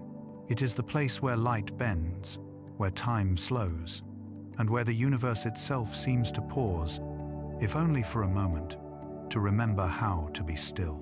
9. The shape of nothingness. When we think of a black hole, we tend to imagine it as an object, something solid, something that exists in the way a planet or a star does. But a black hole is not a thing in space. It is space itself, curved into a shape that defies ordinary intuition. It has no surface, no boundary that one could touch or stand upon. What we call a black hole is not made of matter at all, but of geometry, a region where space and time have been folded inward by gravity's deep insistence. It is, in the purest sense, the shape of nothingness. To understand this strange idea, one must let go of the notion that space is emptiness. Space is not a void, but a structure, an invisible fabric woven from the relationships between matter, energy, and time. Everything that has mass bends this fabric slightly, creating curves that guide motion. A planet bends it enough to hold moons in orbit. A star bends it enough to shape the path of light. But a black hole is something far beyond these gentle warps. It is a place where curvature becomes complete, where space-time folds upon itself so steeply that every direction leads inward. The shape of a black hole is not a hollow, but a flow, a downward tilt of the universe itself. And yet, paradoxically, this flow has a surface. It is called the event horizon, but that surface is not made of any physical material. It is a boundary in space-time, a mathematical line separating the regions from which light can escape and those from which it cannot. Imagine standing near the edge of a great waterfall. The water flows smoothly until it passes a point beyond which it will never return. That point is not an obstacle, not a wall, just a threshold, invisible and inevitable. The event horizon is the same, a quiet border where time and space trade places. Beyond it, to move forward in time is to move deeper inward. What makes the black hole so mysterious is that this nothingness has measurable qualities. It can have mass, spin, and even electric charge. It can collide with other black holes. It can vibrate. It can evaporate. These are properties of something that has no internal substance, no particles, no surface, only geometry. The black hole exists not because there is something there, but because space itself has taken on a particular shape, a stable curve in the fabric of existence. It is the closest nature comes to sculpting pure form. In the 1,970 seconds, physicists began to realize that black holes behave like thermodynamic systems. They have temperature, entropy, and energy, all defined by the geometry of their horizons. The area of a black hole's event horizon is directly related to its entropy, a measure of the information hidden within it. This means that even though a black hole appears featureless, it is, in a sense, full of secrets. Every atom, every particle, every photon that falls into it leaves an imprint on its surface, not as matter, but as a change in the curvature of space-time. The black hole, then, is not empty at all. It is a record, a cosmic archive written in the language of geometry. And yet, to an outside observer, it is smooth, perfectly smooth. No ripples, no scars, no distinguishing marks. John Wheeler, one of the pioneers of black hole physics, famously said that black holes have no hair. They erase all individuality from what falls into them. Two black holes of the same mass, charge, and spin are indistinguishable, no matter how different their origins. A mountain of gas, a collapsing star, or a billion suns once swallowed, they all become the same shape of nothingness. It is the ultimate simplification. The universe reducing chaos into order, variety into symmetry. If you could somehow drift close to this smooth geometry, you would not see edges or structure. The black hole's surface is invisible, an illusion created by light bending around it. The region where light grazes the edge forms a glowing ring, the photon sphere, where photons orbit endlessly before escaping or falling inward. This is what telescopes like the Event Horizon Array have captured. Not the black hole itself, but the luminous halo of trapped light, outlining the curve of space-time. What we see is not the whole, but the absence it defines. It is the negative space of the universe made visible. The idea that nothingness can have a shape might feel paradoxical, but it is one of the most profound truths about the cosmos. The black hole shows us that form and emptiness are not opposites.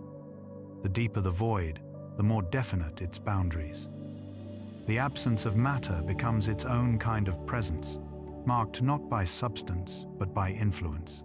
A black hole is the purest example of this, the place where the universe's geometry becomes so steep that it creates a surface without surface, a center without location. At its core lies the singularity, the point where all paths end. But even this is not a point in space as we understand it. It is a region where our equations fail, where the smoothness of geometry gives way to infinity. Some believe it is a true collapse, a place where density becomes infinite and the known laws of physics dissolve. Others suspect the singularity is a mirage, a sign that our understanding is incomplete. Perhaps quantum gravity, a theory not yet written, will reveal that inside every black hole there is no singular point at all, but a new shape of space-time, a bridge, a loop, a new beginning. Until then, the singularity remains the universe's most eloquent silence. Even as we cannot see within, the black hole still speaks through its surroundings.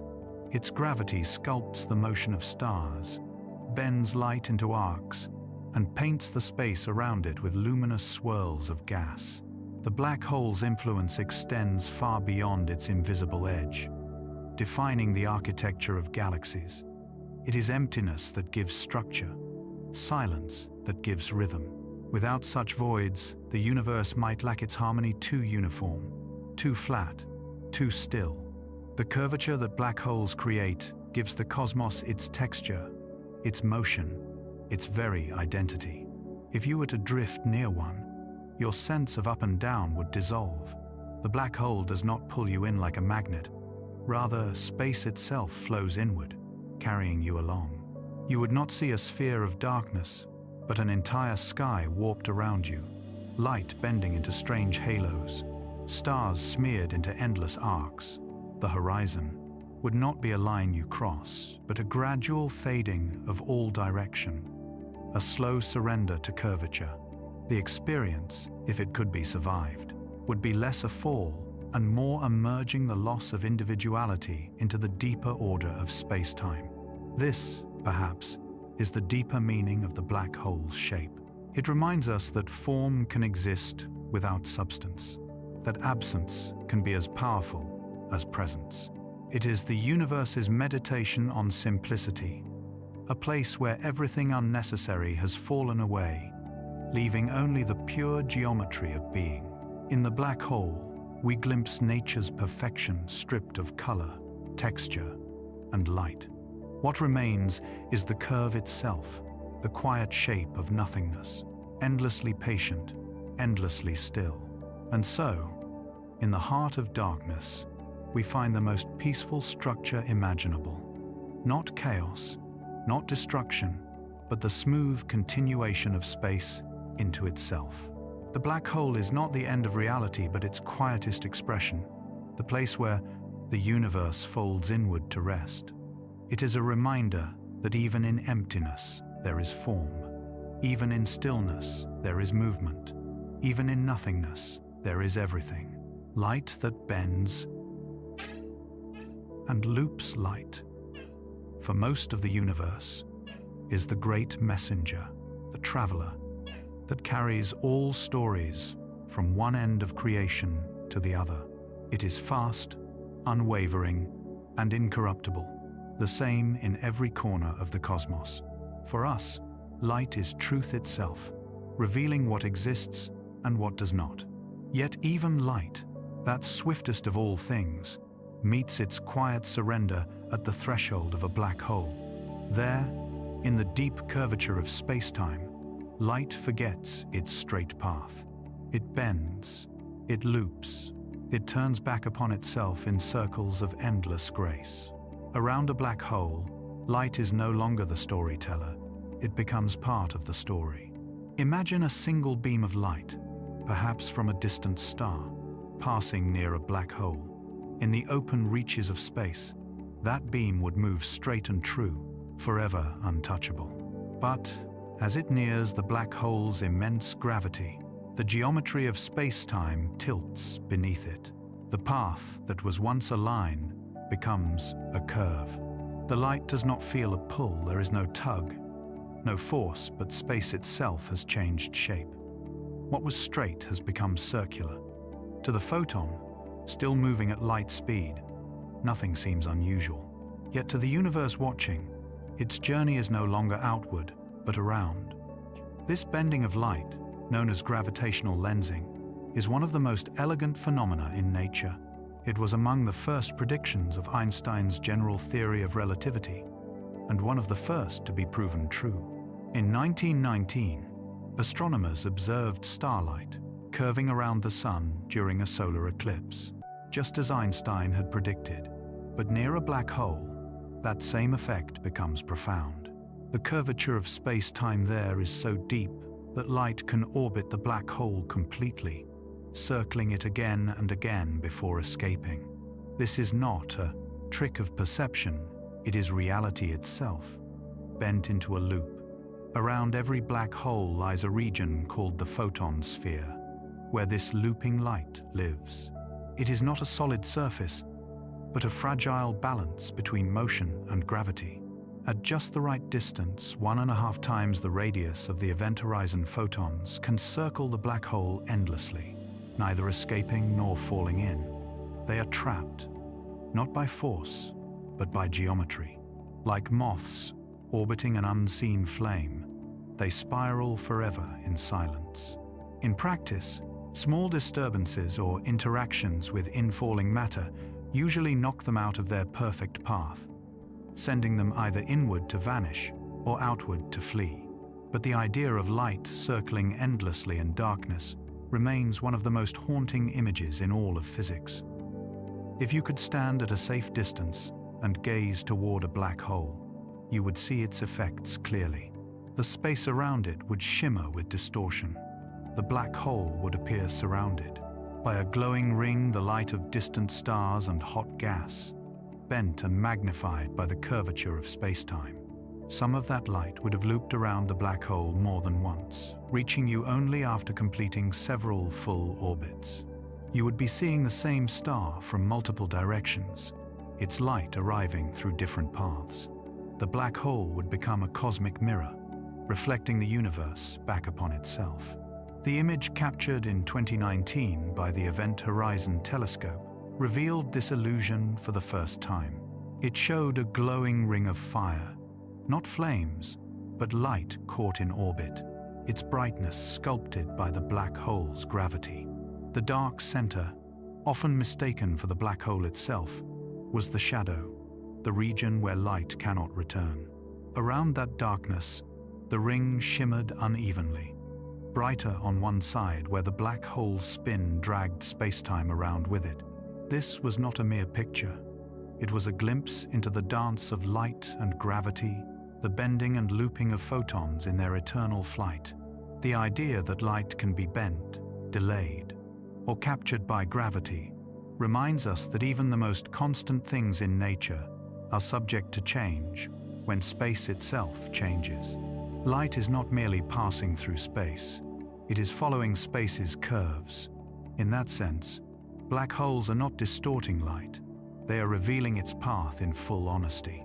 The photon simply follows the fabric it was always meant to travel along. In the presence of a black hole, that fabric is folded, and the result is beauty. Luminous arcs, doubled images of stars, glowing rings that show us how the universe bends beneath its own weight. The bending of light near black holes also allows astronomers to see what would otherwise remain hidden.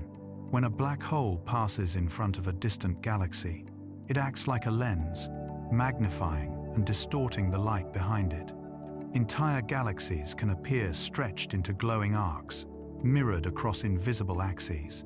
Sometimes, one galaxy appears 4 times over, arranged in a pattern known as an Einstein cross, a perfect symbol of geometry and grace. Even far from their event horizons, black holes continue to sculpt the appearance of the cosmos, painting the sky with optical illusions born from gravity's curve. For a traveler approaching a black hole, this bending of light would transform the very nature of vision. The sky would seem to wrap around, as if the universe had folded itself into a sphere.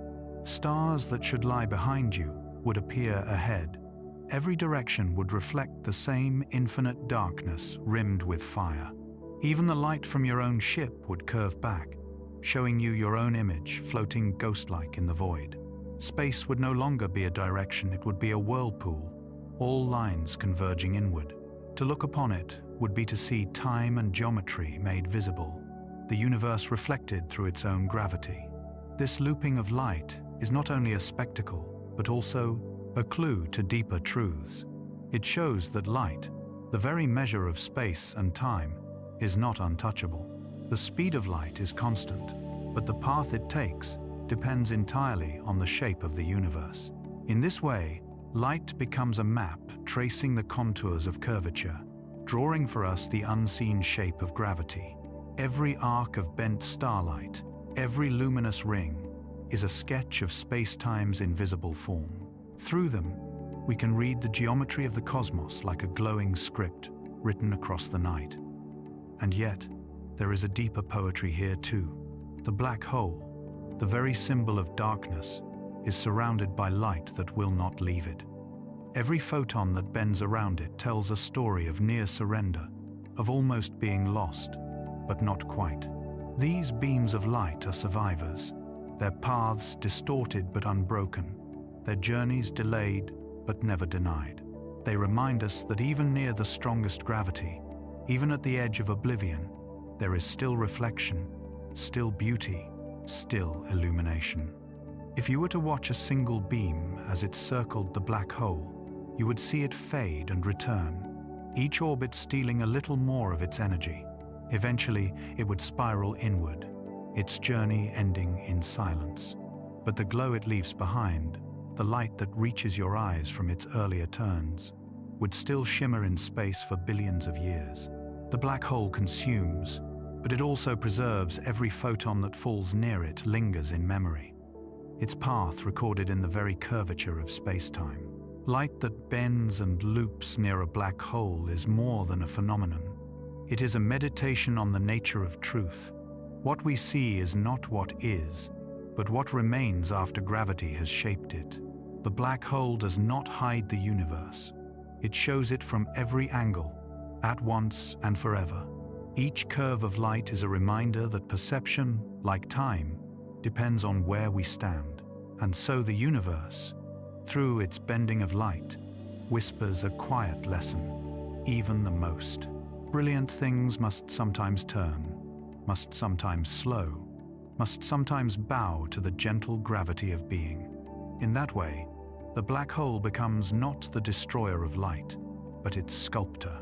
It bends illumination into art, turning straight lines into spirals, turning distance into reflection, turning the motion of photons into something eternal. And in their looping paths, we glimpse not only the physics of spacetime, but something softer, the grace of persistence, the beauty of surrender, and the peace of light that, even as it bends, continues on its endless way. 11. The colors we cannot see. When we look up at the night sky, we imagine it as a world of light stars burning with color, galaxies glowing like quiet storms. But in truth, much of the universe exists in hues that human eyes will never perceive. We see only a thin ribbon of the spectrum, a narrow band of electromagnetic energy that we call visible light. Beyond it stretch endless oceans of invisible color.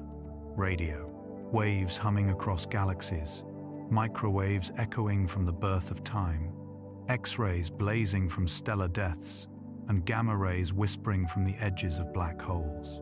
Yet even within this unseen world, there are colors that vanish, not because they are beyond our sight, but because gravity itself takes them away.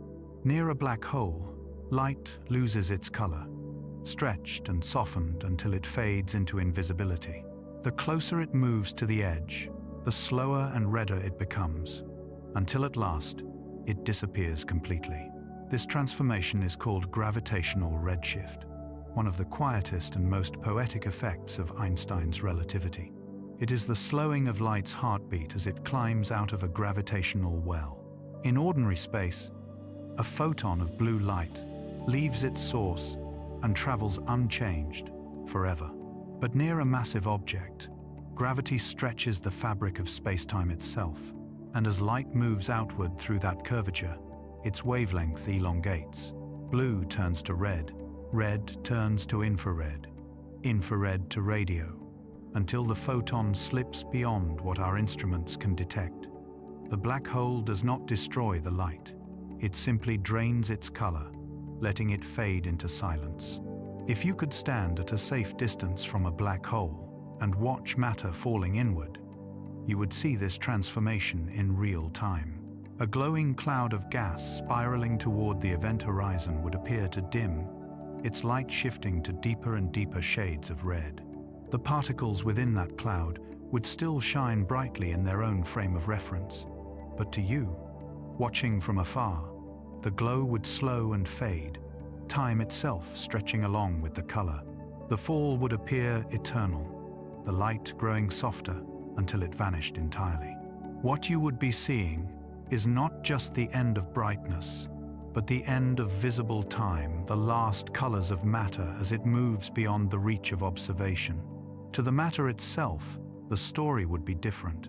From its own perspective, there would be no fading, no slowing, no color shift at all. It would continue to shine, to move, to fall, unaware that the universe beyond had already lost sight of it. This difference between what is and what is seen is one of the most haunting truths about black holes. Reality and perception diverge. Color becomes the measure of that distance. The redshift tells us not only how much gravity has stretched the light, but how far time itself has diverged between two observers. It is as though the universe, in the presence of such immense gravity, begins to speak two different languages, one of motion and one of memory. The light that escapes from the edges of a black hole carries this memory outward. It tells us about the conditions near the event horizon, the heat, the turbulence, the dance of plasma in the accretion disk. But it also carries with it the record of its struggle to escape. By the time it reaches our telescopes, it has been stretched, thousands, sometimes millions of times longer than when it began. X-rays become radio waves. Ultraviolet becomes invisible, infrared. What we see then is not the true color of the black hole's surroundings, but their ghostly echo, the softened remnants of light that once burned fierce and blue. Even the image of the black hole's glowing ring, the famous photograph of M87 times, is not a simple picture of light, but of time. The orange hue we see is an interpretation, a translation of radio waves into visible tones. The real radiation is far below the range of human sight, wavelengths longer than a millimeter. We have colored it so that our eyes can perceive it, but its true nature lies in the invisible. It is humbling to realize that the most famous image in the history of astronomy is not something anyone could ever see, not even if they stood beside it. The universe, it seems, hides its beauty in frequencies we were never meant to notice. There is something deeply tranquil in that thought. The colors we cannot see still exist, rippling quietly through the dark. They pass through us every second, radio waves from distant galaxies, infrared warmth from dust clouds, the faint microwave whisper of the Big Bang itself. We live in a sea of invisible color, bathed constantly in light that never reveals itself. The black hole, in its silence, merely expands that mystery, taking the last traces of visible light and stretching them into eternity. This stretching of color is not confined to black holes. It happens throughout the cosmos, wherever gravity is strong. The light from white dwarf stars, neutron stars, even massive planets, all experiences gravitational redshift. But near a black hole, the effect becomes infinite. The closer light begins to the horizon, the longer its wavelength becomes, until it passes beyond all measure. It is as if the universe itself slows down, one vibration at a time, until it falls into stillness. That stillness is not absence, but completion, the final rest of light after its long journey outward. We can think of this process as the universe's most delicate form of communication. Every photon that escapes a black hole's grip is a survivor, carrying the story of its origin. Its stretched wavelength encodes the curvature of space it traversed, the time it endured, the gravity it resisted. Each redshifted photon is a message written in color, and though its hues may be invisible to our eyes, we can read it with instruments sensitive to the faintest frequencies. Through them, we can reconstruct the unseen, the spinning disks, the flares, the storms of magnetism around the black hole. We can see, through data, what light itself has been too patient to show us. And still, there is something almost spiritual about this quiet transformation. To watch light being stretched until it disappears is to witness the universe's own act of letting go. Color, that most vivid of experiences, becomes a measure of surrender. The bluest energy, full of movement and intensity, drifts outward and softens into red, then fades into invisible calm. In this way, the cosmos mirrors the process of all things: birth in brilliance, evolution through motion, and eventual rest in stillness. The light that leaves a black hole's edge is not lost, it has simply become too gentle for us to see. If you could close your eyes and imagine the colors we cannot see, they would not be loud or dazzling. They would be warm, infinite gradients, soft waves moving through you, patient and quiet. You might picture the deep crimson of dying stars, the golden radio glow of galaxies billions of years away, the cool blue of ultraviolet light that no human eye has ever beheld. You might imagine all those unseen hues blending into a single endless tone, the color of silence itself. In the end, black holes remind us that visibility is not the same as reality. There is far more light in the universe than our senses will ever know. What we perceive as darkness is often only light that has traveled too far, or been stretched too much, or slowed too deeply by gravity. The colors we cannot see are still out there, moving through space, carrying the universe's stories in their invisible wavelengths. They are proof that even when light fades from view, its essence remains quiet, constant, eternal. So when we gaze at the stars, or at the images of black holes glowing faintly in the dark, we can remember that their true beauty is hidden in the unseen. The universe is painted in colors beyond imagining, and black holes are its greatest artists, stretching, softening, and reshaping the spectrum into something infinite. Light never dies. It only changes its tune.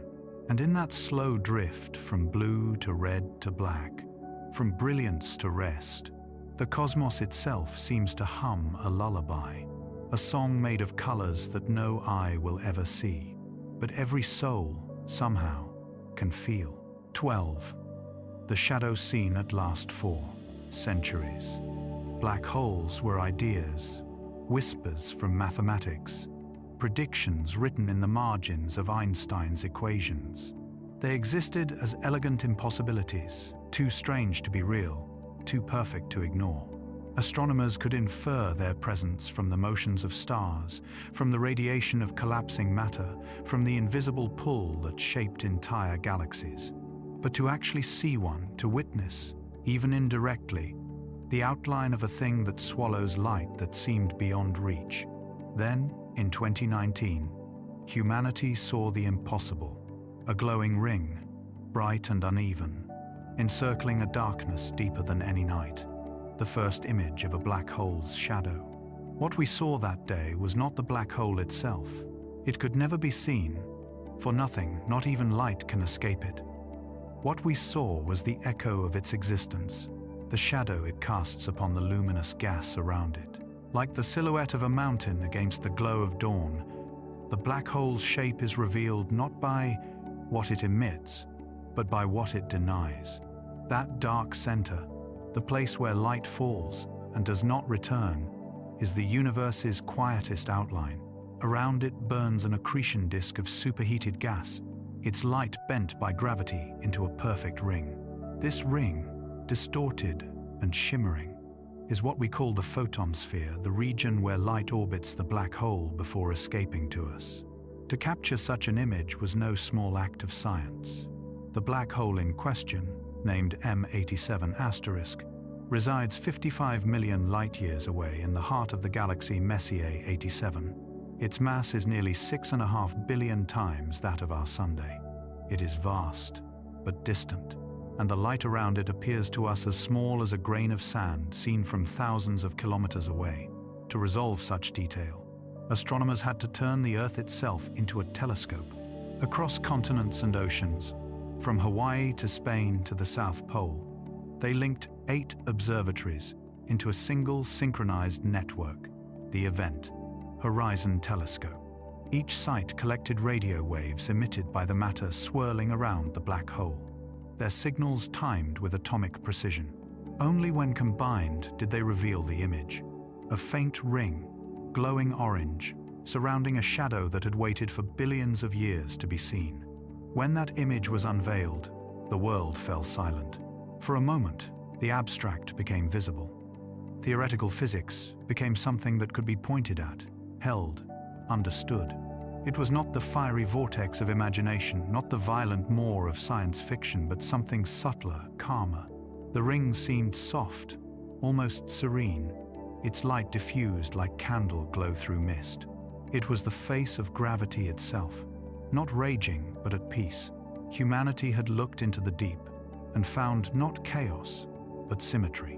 What makes that shadow so profound is that it is not merely darkness, it is geometry made visible. The size of the shadow depends only on the black hole's mass and spin, making it the direct test of Einstein's theory. The photons that form its rim are bent along paths predicted more than a century ago, and they tell us something extraordinary: that space and time behave exactly as the equations describe, even under the most extreme conditions imaginable. The ring's diameter matches the predictions of general relativity almost perfectly. Nature has confirmed, once again, that it keeps its promises. Yet the image also holds mystery. The ring's uneven brightness hints at motion the black hole itself may be spinning, dragging spacetime along with it, making one side of the disk appear brighter as light moving toward us is boosted and light moving away is dimmed. This effect, called relativistic beaming, gives the image its crescent shape. It is as if we are seeing the universe itself in motion, frozen in an instant of light, curved by gravity's deepest flow. The black hole is not a still object.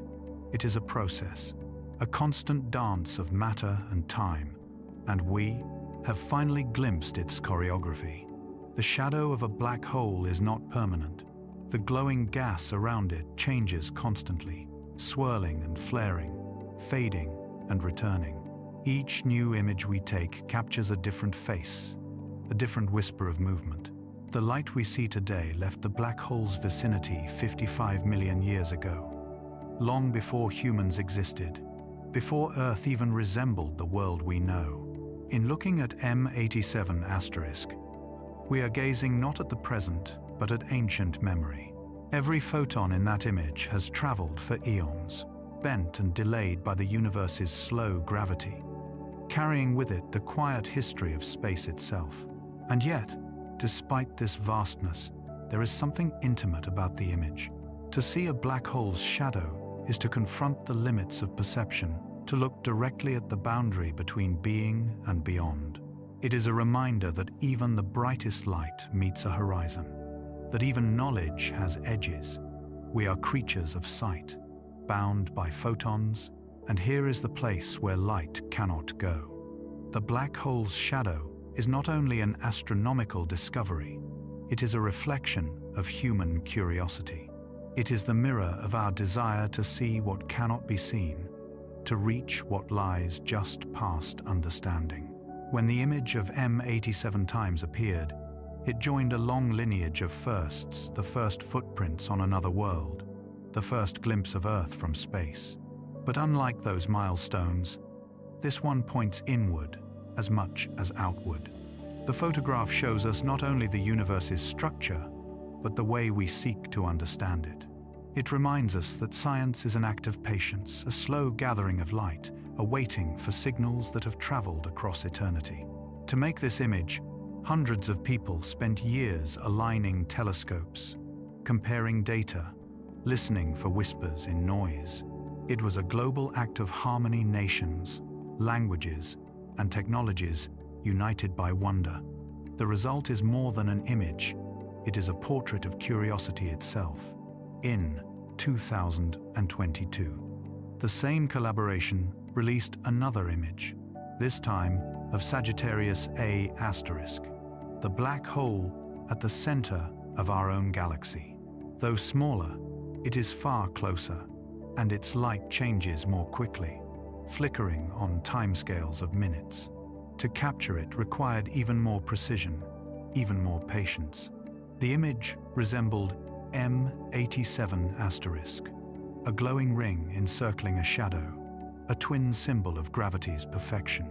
In those two pictures, we see the same geometry repeated across unimaginable scales, proof that the laws of the universe are both local and universal, simple and infinite. But perhaps the greatest significance of the black hole's shadow lies not in its science, but in its silence. The dark center, that pure absence, holds no texture, no detail, no noise. It is not destruction, but stillness. For all its power, the black hole gives us a lesson in quiet, that even the universe's most extreme places can rest in balance. The light that swirls around it burns hot and bright, yet it does not escape. It finds peace in orbit, a luminous boundary around the unseen. The shadow, in this way, is not the mark of death, but the outline of calm. To gaze upon that image is to feel time slow. You can almost hear the deep hum of spacetime itself, vibrating with ancient energy. It is not frightening, but comforting, as if the universe were showing us its pulse, a slow, steady rhythm that underlies all change. In that rhythm lies something familiar, the stillness between heartbeats, the quiet at the end of a day, the moment before sleep. The black hole's shadow is that same stillness, magnified to cosmic scale. And so, what was once only theory is now a vision proof that even the invisible can be revealed through patience, that even the darkest silence contains form. We have seen the unseeable, and it has reminded us not of chaos, but of peace. The black hole's shadow is not an end, but a doorway into wonder. It shows us that the universe does not hide its secrets out of cruelty. It hides them out of depth. We must look longer, wait more gently, listen more quietly. Then, and only then, the dark begins to speak. 13. The accretion disk's quiet fire. Around every black hole that feeds, there exists a kind of paradox, a ring of brilliant fire encircling perfect darkness. This ring, known as the accretion disk, is one of the most luminous structures in the universe. It burns brighter than all the stars of a galaxy combined, and yet it owes its existence entirely to gravity's silence. The black hole itself emits no light, no color, no sound. It is the ultimate stillness. But the matter that orbits it, spiraling inward through the immense curvature of spacetime, is transformed by friction and compression into pure radiance. It is as though the edge of nothingness is set aflame, a slow, eternal fire fed by the motion of falling worlds. The accretion disk begins far from the event horizon, where gas and dust drift lazily through space, drawn gradually inward by the black hole's pull. As they approach, these particles form a thin, rotating sheet, a disk flattened by their mutual motion. Every atom in this disk is moving at extraordinary speed, circling the black hole thousands of times per second. Friction between neighboring layers heats the gas to millions of degrees, turning gravitational energy into light. This heat gives the disk its glow, white and blue near the inner edge, fading to yellow, orange, and red farther out. It is the color of motion itself, of matter surrendering its freedom to the curve of space-time. From a distance, the accretion disk might appear as a perfect ring, luminous and serene, but up close, it is chaos disguised as calm. Turbulent currents twist through it, driven by magnetic fields that loop and snap like invisible lightning. These magnetic fields channel energy outward, shaping jets of plasma that shoot from the poles of the black hole at nearly the speed of light. The jets extend for thousands of light years, piercing the darkness like beams of radiant thread. Yet even in that vast violence, there is order. The disk and its jets are perfectly balanced, one feeding the other, both obeying the geometry of gravity. The inner edge of the accretion disk marks the last stable orbit, the closest distance at which matter can circle a black hole without falling inward. Beyond that line, all motion becomes descent. The gas that crosses it disappears swiftly, its light fading as it approaches the event horizon. From our perspective, that final plunge seems to slow, the glow dimming and reddening as time stretches under gravity's influence. It is as if the fire burns slower and slower until it stops, frozen at the edge of eternity. But to the matter itself, the fall is smooth and complete, one final leap into the calm center, where time and space merge. The brightness of an accretion disk depends on the black hole's hunger. Some feed greedily, consuming entire stars torn apart by tidal forces. Others sip gently, drawing thin streams of interstellar gas. In both cases, the process is the same. Motion becomes heat, and heat becomes light. The energy released in this transformation is astonishing. Even a small amount of matter can produce more energy than all the nuclear reactions inside a star. This is why quasars, powered by supermassive black holes with furious accretion disks, shine across the cosmos like cosmic lighthouses. Their light can travel billions of years, outlasting the galaxies that birthed them. If one could somehow hover safely near an accretion disk shielded from its heat and radiation, the view would be otherworldly. The disk would curve around the black hole, its far side bent upward by gravitational lensing so that you could see its underside.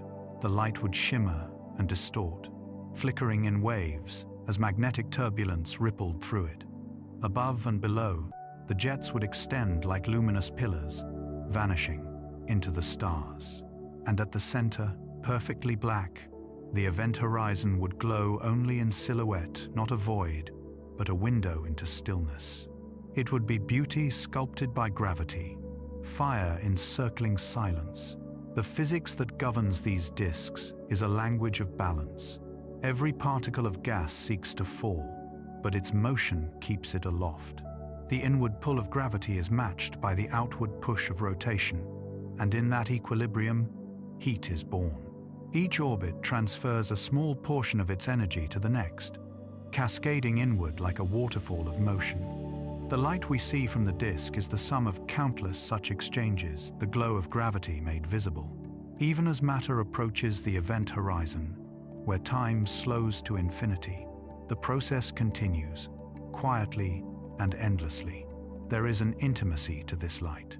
It is not the cold radiance of distant stars, but something alive, dynamic, perpetually renewing itself.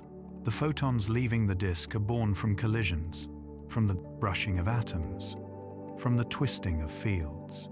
They carry with them the story of motion, a record of each particle's journey toward the center. To look at the glow of an accretion disk is to witness time itself being converted into color, energy into memory. The light may travel billions of years before it reaches us, but when it does, it brings with it a whisper from the edge of eternity. Despite their brilliance, accretion disks are ephemeral. They can form and vanish over cosmic timescales, depending on how much material the black hole can gather. When a star wanders too close, its outer layers are stretched and torn, forming a temporary disk that flares in brightness before fading away. These events, known as tidal disruption flares, are among the most dramatic spectacles in the cosmos. For a few short months, a galaxy that was quiet for eons suddenly burns anew, lit by a ring of fire that soon disappears into shadow. The light fades, but the memory remains recorded in the fabric of space, carried outward as gentle ripples of gravity. In a sense, the accretion disk is the black hole's heartbeat. When it brightens, we know the black hole is feeding. When it dims, we know it has returned to rest. For the black hole at the center of our own galaxy, Sagittarius A*, this heartbeat is faint but steady. Occasionally, it flickers brief flares of X-rays and infrared light that last a few hours. These are thought to come from clumps of gas heated as they spiral inward, moments before they vanish from sight. To watch these flares is to witness the heartbeat of our galaxy, the soft pulse of its dark heart, echoing quietly through space. There is a strange serenity in this violence. The accretion disk is fierce, hot, and chaotic, yet its structure is ordered, its rhythm constant. It embodies the paradox of the cosmos that creation and destruction are not opposites but phases of the same motion. Matter falls, light rises, and the black hole remains, unchanged, its silence undisturbed. In that balance, there is peace. If you close your eyes and imagine it, you might see the black hole not as a monster, but as an artist shaping the light around it into spirals and rings, sculpting motion into form. The accretion disk is its brushstroke, its quiet masterpiece painted in fire. Every flicker of its glow is a note in the universe's oldest song, the conversion of motion into meaning, gravity into grace. And when the light fades, when the last particles cross the horizon and the ring dissolves into stillness, the black hole does not mourn. It simply continues, serene and unchanged, waiting for the next cloud, the next star, the next slow return of brilliance. For in the end, the accretion disk's quiet fire is not a tragedy, but a meditation, a reminder that even near the edge of oblivion, light persists, motion endures, and beauty never truly ends. 14. When stars are torn apart, there are moments in the life of a galaxy that unfold so slowly, so silently, that they pass unseen even across millennia. And yet, there are others, rare, brief, and magnificent when the calm breaks, and gravity performs one of its most haunting acts. A star, wandering too close to a black hole, crosses an invisible threshold where balance no longer holds. The black hole's gravity, immense and inescapable, reaches across the star's surface, pulling harder on the near side than the far. In a matter of hours, what had shone peacefully for billions of years begins to stretch, distort, and unravel. The star is torn apart. This event is known as a tidal disruption, a phrase that sounds clinical but conceals something strangely beautiful. The forces at work are not explosions or collisions. They are the slow and precise motions of gravity itself. The star does not fall all at once. It elongates first, drawn into a teardrop shape as its outer layers are pulled forward, while its core resists. The light from the star flickers wildly, its surface boiling with stress. Then, at last, the tension breaks. The star becomes a river of matter, a glowing ribbon winding around the black hole in graceful arcs. Half of that material will escape, flung outward into the galaxy, carrying with it the signature of the encounter. The rest will fall inward, spiraling down to form a temporary accretion disk, a ring of fire that burns with the energy of rebirth. From a distance, the scene would look almost peaceful. The shredded star, glowing white-hot, loops around the black hole, its fragments tracing luminous trails through the dark. The light it emits would outshine an entire galaxy for a brief time, days or weeks, perhaps months, before fading back into obscurity. Astronomers who witness such an event see it as a sudden flare of radiation, a point of light that was not there before. To them, it is the echo of destruction and creation intertwined, the quiet work of gravity, writing poetry in starlight. The mechanics of this tearing are governed by what scientists call the Roche limit, the distance at which tidal forces overcome a body's self-gravity. For a small planet orbiting a star, that limit lies far away, and the planet remains intact. But for a star approaching a black hole, the difference in gravitational pull across its surface becomes catastrophic.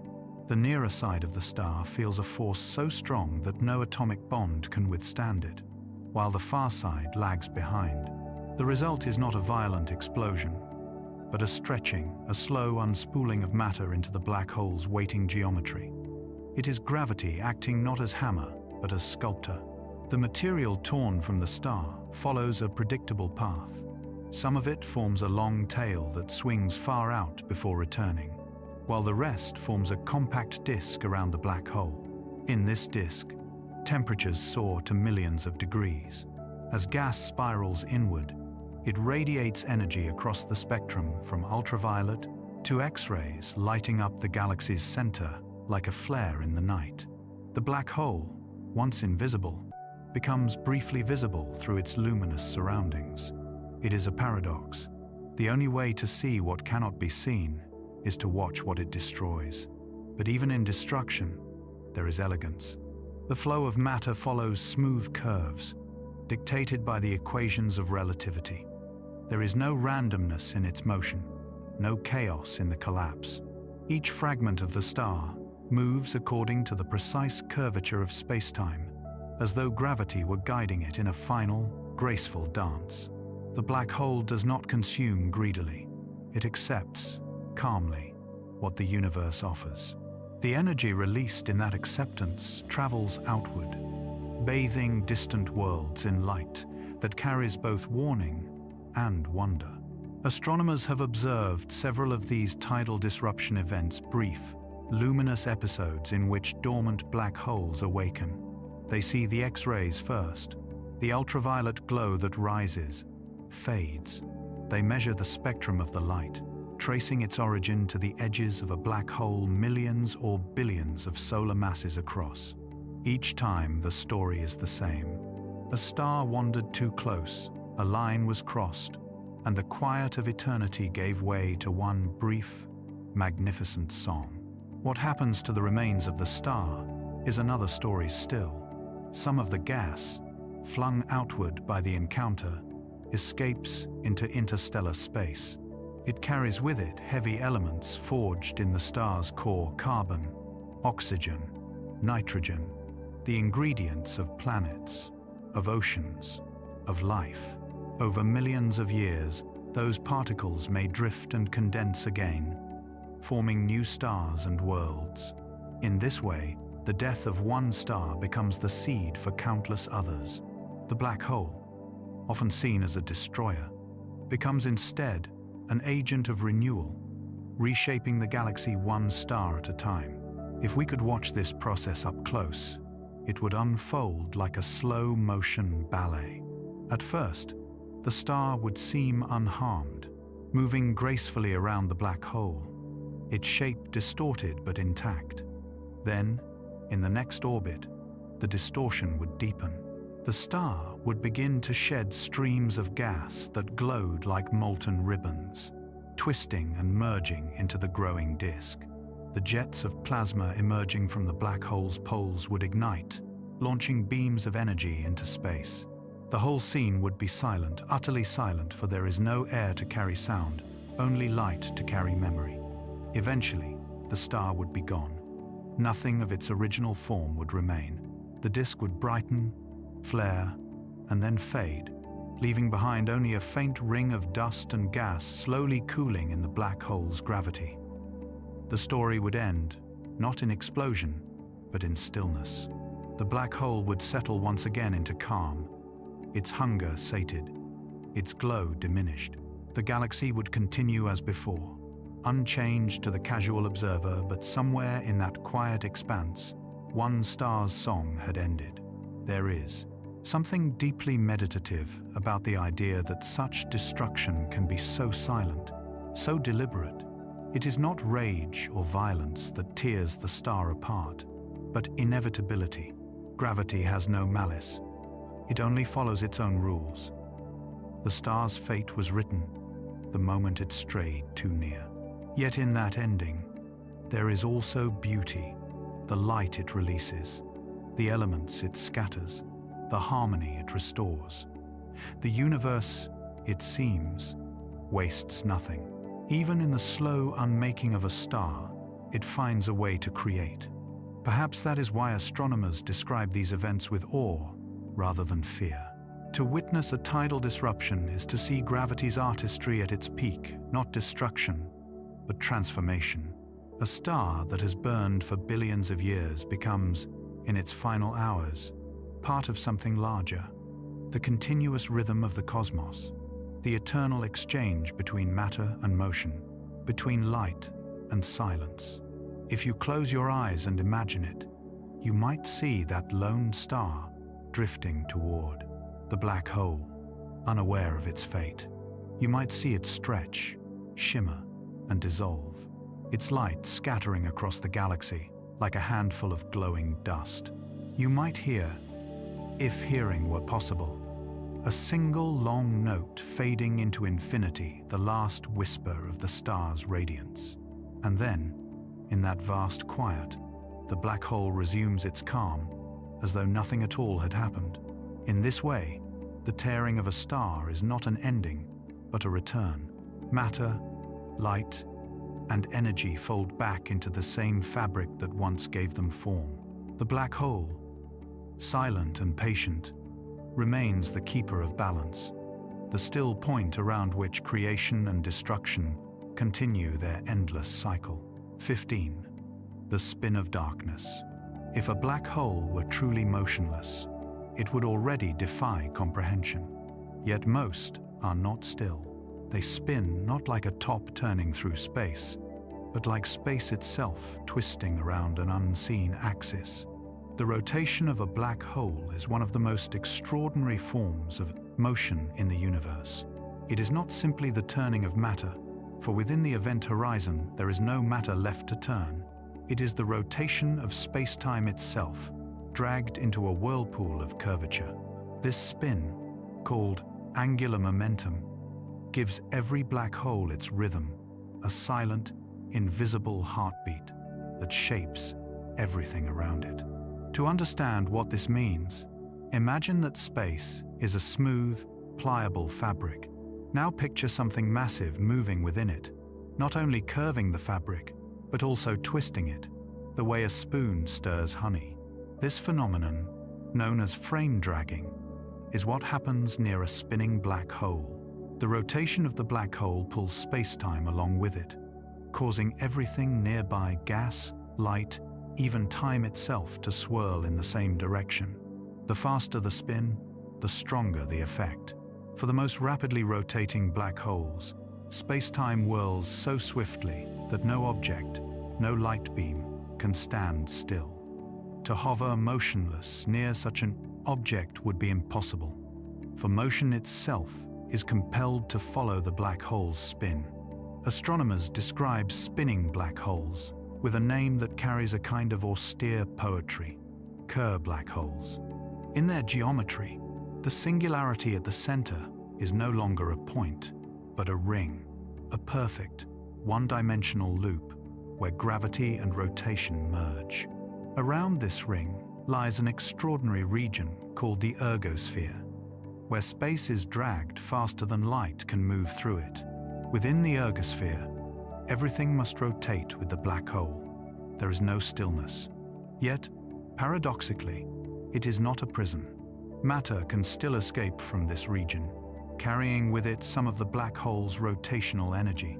In this way, the spin of a black hole is not only motion, but potential, a reservoir of power written into the very structure of space-time. This potential gives rise to one of the universe's most mysterious and magnificent phenomena: relativistic jets. These are streams of plasma that shoot from the poles of spinning black holes at nearly the speed of light. They can extend for thousands, even millions, of light years, slicing through galaxies with astonishing precision. The exact mechanism that creates them is still not fully understood, but it is believed that the spin of the black hole, combined with magnetic fields twisting through the accretion disk, channels energy outward through the poles. The result is a beam so stable that it can remain coherent across cosmic distances, a lighthouse of pure energy, powered by the rotation of darkness. The efficiency of this process is breathtaking. In theory, a spinning black hole can convert as much as 40% of its mass into energy, far more than any nuclear reaction. When matter falls towards such a black hole, some of it plunges inward, but some interacts with the magnetic fields near the ergosphere and is launched outward at immense velocity. This exchange allows energy to be drawn from the spin itself, gradually slowing the black hole's rotation over eons. It is a cosmic balancing act. As light and matter escape, the darkness becomes calmer, its motion easing towards stillness. If you could somehow approach a spinning black hole, the experience would be unlike anything else in the universe. From afar, you would see the accretion disk flattened into a luminous whirlpool, its inner regions glowing fiercely, its outer edges dimming into shadow. The black hole's rotation would distort the appearance of everything around it, bending light into spirals, shifting colors, stretching time. The nearer side of the disk, rotating toward you, would appear brighter its light, boosted by the motion of space-time itself. The far side, rotating away, would fade into deep red. What you would be seeing is not just light, but the movement of time rendered visible. Closer still, within the ergosphere, the rules of reality would shift. You could no longer resist the spin, even if you, for line, tried to hold still. Space-time would carry you along. Your sense of direction would lose meaning. Forward and backward would merge, and every motion would be drawn into the same rotation. If you could drop an object there, it would spiral automatically, its path determined not by your throw, but by the fabric of existence itself. This is what it means for space to move. Not that things are being dragged, but that the structure of reality itself is turning. The spin of a black hole also alters the flow of time. To an outside observer, a clock orbiting a rotating black hole would slow, its ticks stretched by both gravity and motion. Yet, for the clock itself, time would feel normal. The difference between the two perspectives grows immense near the horizon. Seconds for the falling traveler might correspond to centuries or more outside. The black hole's rotation magnifies this disparity, adding a swirl to the fabric of time. It is as though reality itself were being stirred, its layers blending and flowing around the black hole's axis. What is perhaps most fascinating about rotation is how natural it is. Nothing in the universe is truly still. Planets spin, stars spin, galaxies spin, and when they collapse, their rotation does not vanish. It concentrates. The black hole inherits the angular momentum of whatever created it, conserving the universe's motion in the most compact form imaginable. The result is a cosmic gyroscope that can persist for trillions of years. Even after its accretion disk has faded and its jets have quieted, a black hole's spin endures, locked in perfect stability. We have measured this spin indirectly, through the X-rays emitted by accretion disks, through the patterns of gravitational waves from merging black holes, and through the shapes of jets that stretch across intergalactic space. Some spin slowly, turning only once every few minutes. Others rotate at nearly the speed of light, completing a revolution in milliseconds. These are among the fastest objects in existence, not because they move through space, but because they are space, turning upon itself. The notion that something so dark can move so gracefully reveals another paradox of the cosmos, that motion and stillness are not opposites, but reflections. The spin of a black hole is not chaos, but rhythm, a silent pulse within gravity's endless hum. It is the universe's reminder that even in the absence of light, there is still dance, still motion, still the gentle turning of time, and in that slow, eternal rotation lies peace. The black hole does not hurry. Its spin is ancient, patient, unchanged by the rise and fall of galaxies. It will continue long after the last stars have dimmed, after light itself has faded into cold. Even then, the black hole will turn, softly, in the silence of eternity, carrying the memory of all that once moved. So when you look into the night sky and imagine those unseen hearts of galaxies, remember that they are not static voids, but spirals, vast invisible vortices of motion. Their darkness is alive, their silence a form of rhythm. The universe, through them, keeps its slow and steady tempo. Every galaxy, every orbit, every heartbeat follows that same rotation, that same quiet dance. And in the endless turning of the black hole's spin, we find a reflection of our own, the gentle motion that keeps us, too, alive within the stillness of space. 16. The quiet engines of galaxies. Every galaxy, no matter its size or shape, seems to possess a secret heart, a center of gravity so immense that it commands the motion of billions of stars.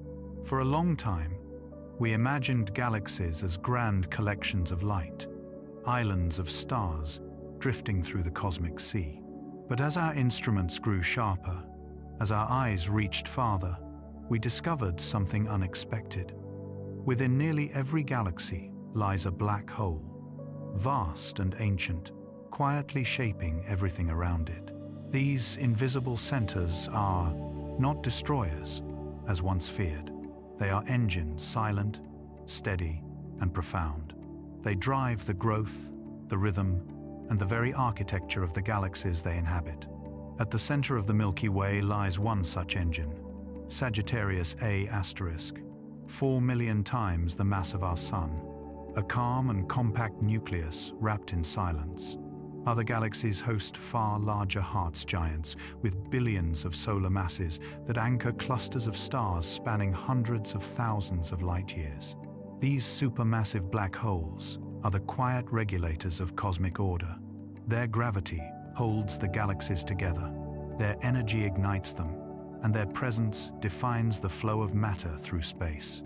Around them, entire worlds form, live, and die, all orbiting in obedience to that invisible pull. When a galaxy is young, the relationship between it and its central black hole is intimate and dynamic.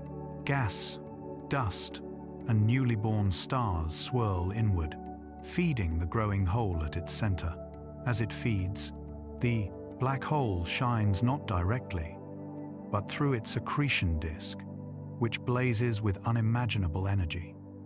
These luminous phases, known as quasars, light up the early universe. For a time, a single quasar can outshine every star in its host galaxy combined. Yet beneath that brilliance lies equilibrium. As the black hole grows, it begins to regulate its own feeding. The radiation it releases pushes gas outward, slowing the inflow, cooling the galaxy, allowing structure to emerge. The same power that fuels the light also imposes calm. This process, called feedback, is one of the most delicate balances in cosmic evolution. Too much feeding, and the black hole would devour its galaxy's gas, leaving it dark and barren. Too little, and the galaxy would grow chaotic, forming stars in frenzied bursts. The black hole acts as both heart and governor, consuming enough to maintain balance, releasing enough energy to prevent excess. In this way, it sculpts the galaxy's future, controlling its star formation, its size, even its shape. It is strange to think that something invisible, smaller than a single star's orbit, can determine the fate of hundreds of billions of suns. Yet it does, silently, unfailingly. Over time, the relationship matures. The galaxy settles into stability, its stars orbiting gracefully in vast spirals or ellipses. The black hole, too, quiets, its appetite diminished. The blazing quasar fades, replaced by a soft whisper of X-rays and radio waves. The galaxy, once wild, becomes tranquil. Its core still hums faintly with motion, the slow rotation of spacetime around the black hole, the faint glow of matter drifting too close. But on human timescales, it appears still. The black hole no longer needs to consume to control. Its gravity alone is enough to sustain the dance.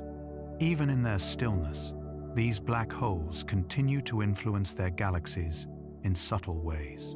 Their gravity shapes the paths of stars, creating dense bulges near the center. Their occasional flares of activity send waves of energy through interstellar space, stirring clouds of gas that one day may collapse into new stars. Their immense spin powers jets that extend far beyond the visible limits of the galaxy, spreading heavy elements and magnetic fields into intergalactic space. In doing so, they connect one galaxy to another, knitting the cosmic web together. What begins as darkness becomes a source of order, a silent axis around which the visible universe turns. If one could observe a galaxy from outside, from a vantage point far beyond its luminous arms, it would appear like a spiral shell, glowing with starlight and bound together by gravity. At its center would be a small point of extraordinary significance, the black hole, unseen but indispensable. Its influence extends far beyond its size. The stars orbiting near it move at astonishing speeds, their paths curving in perfect obedience to its mass. The further out one looks, the gentler the motion becomes, until the galaxy's edges drift in slow, elegant arcs. It is a system in equilibrium, each layer of motion balanced by the next, all guided by the gravity of the dark heart within. Some galaxies are not calm. Their central engines awaken periodically, flaring with sudden brilliance. These are the active galactic nuclei, where the black hole's accretion disk reignites, drawing in matter and releasing torrents of radiation. The light from these engines can travel billions of light years, reaching us long after the galaxies themselves have changed. To distant observers, they are beacons, cosmic lighthouses shining through the night of time. Yet their light is not constant. It flickers, pulses, and fades, following the rhythms of feeding and rest. Even in their fury, they echo the universe's quiet heartbeat. The connection between galaxies and their black holes runs deeper than gravity. Observations show a mysterious relationship between a galaxy's total mass and the mass of its central black hole. The larger the galaxy, the larger its black hole, as though both grew together, two halves of a single equation. This symmetry suggests that black holes are not simply the result of galaxies forming, but co-creators, shaping them from the beginning. In the earliest epochs of the cosmos, when matter was dense and chaotic, these central engines may have been the first organizers of light, gathering clouds of gas and guiding them into galaxies. The universe, in a sense, may owe its structure to the dark hearts that dwell within it. If you could stand within a galaxy and listen not with ears, but with thought, you might sense this harmony. You might feel the slow pull toward the center, the steady hum of motion, the whisper of orbits obeying unseen laws. Every star, every dust grain, every atom moves as part of this rhythm, drawn subtly by the black hole's gravity. It is not domination, but harmony, a balance between attraction and motion that keeps everything in place. The black hole, in its quietness, conducts this cosmic orchestra without ever raising its voice. Even as galaxies collide, an inevitable fate for many, their black holes play a role in the union. When two galaxies merge, their central black holes spiral toward each other, slowly circling until they merge in a final, gravitational crescendo. The resulting black hole, larger and more massive than either predecessor, becomes the heart of a new, larger galaxy. The universe grows not through destruction, but through combination, through the quiet merging of centers.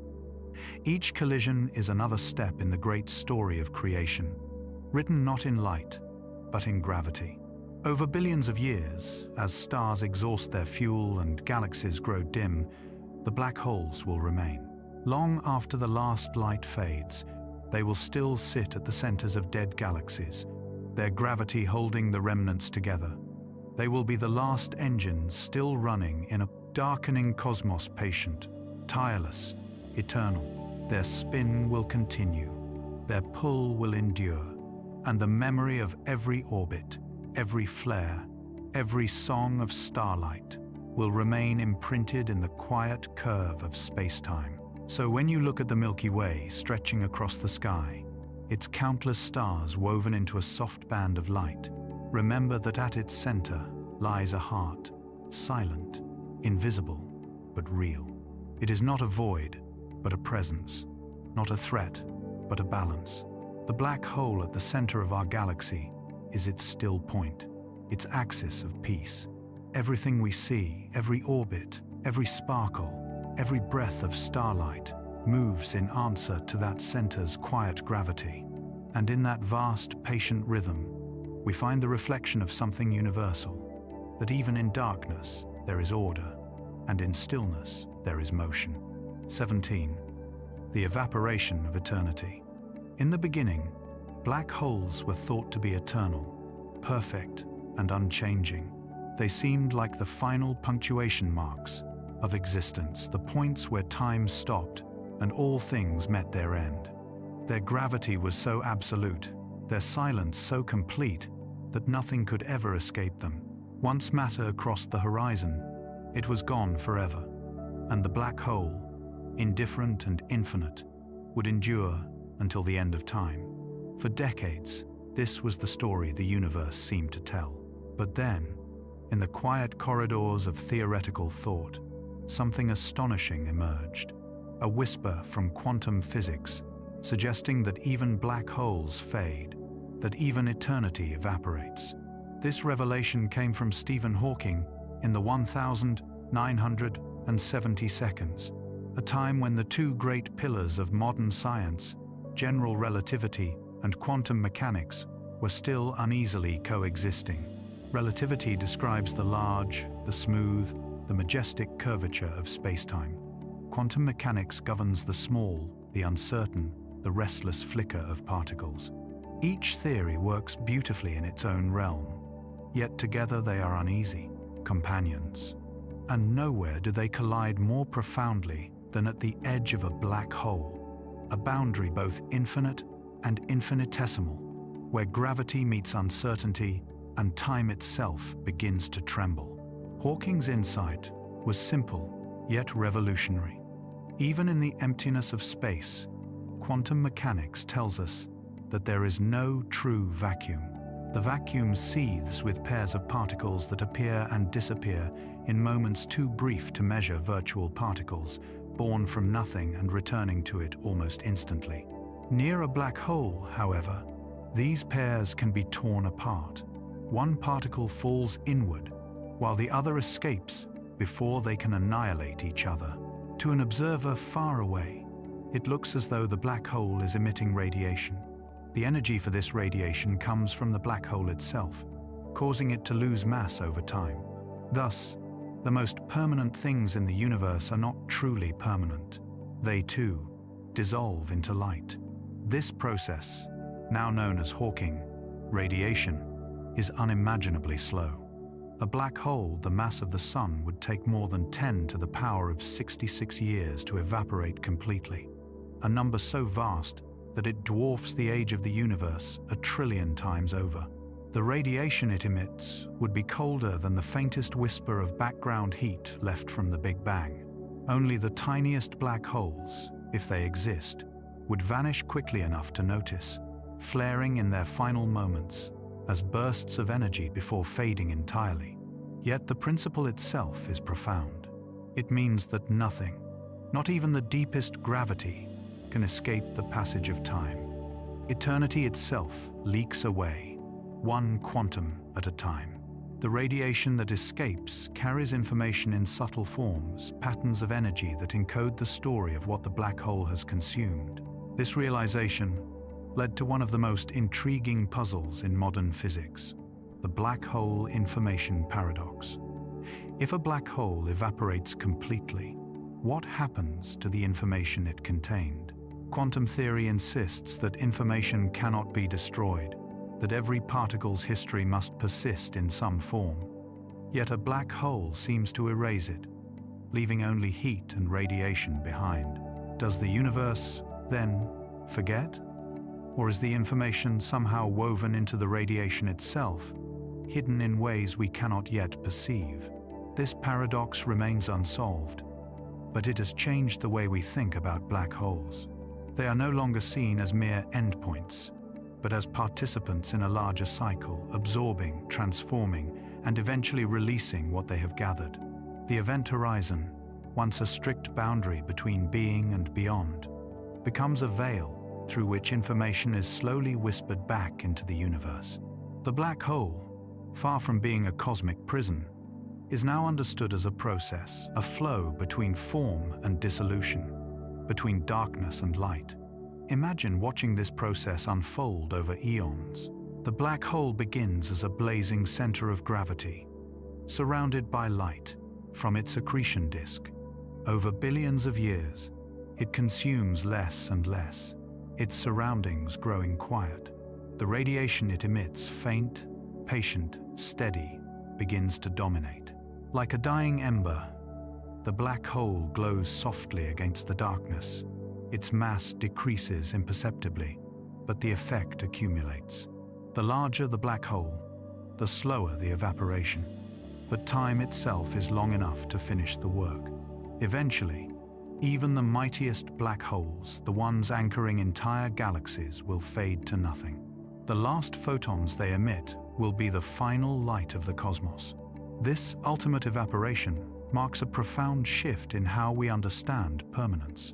The universe, once thought infinite and unchanging, reveals itself as a place of gentle endings. Stars are born, shine, and die. Galaxies collide, merge, and disperse.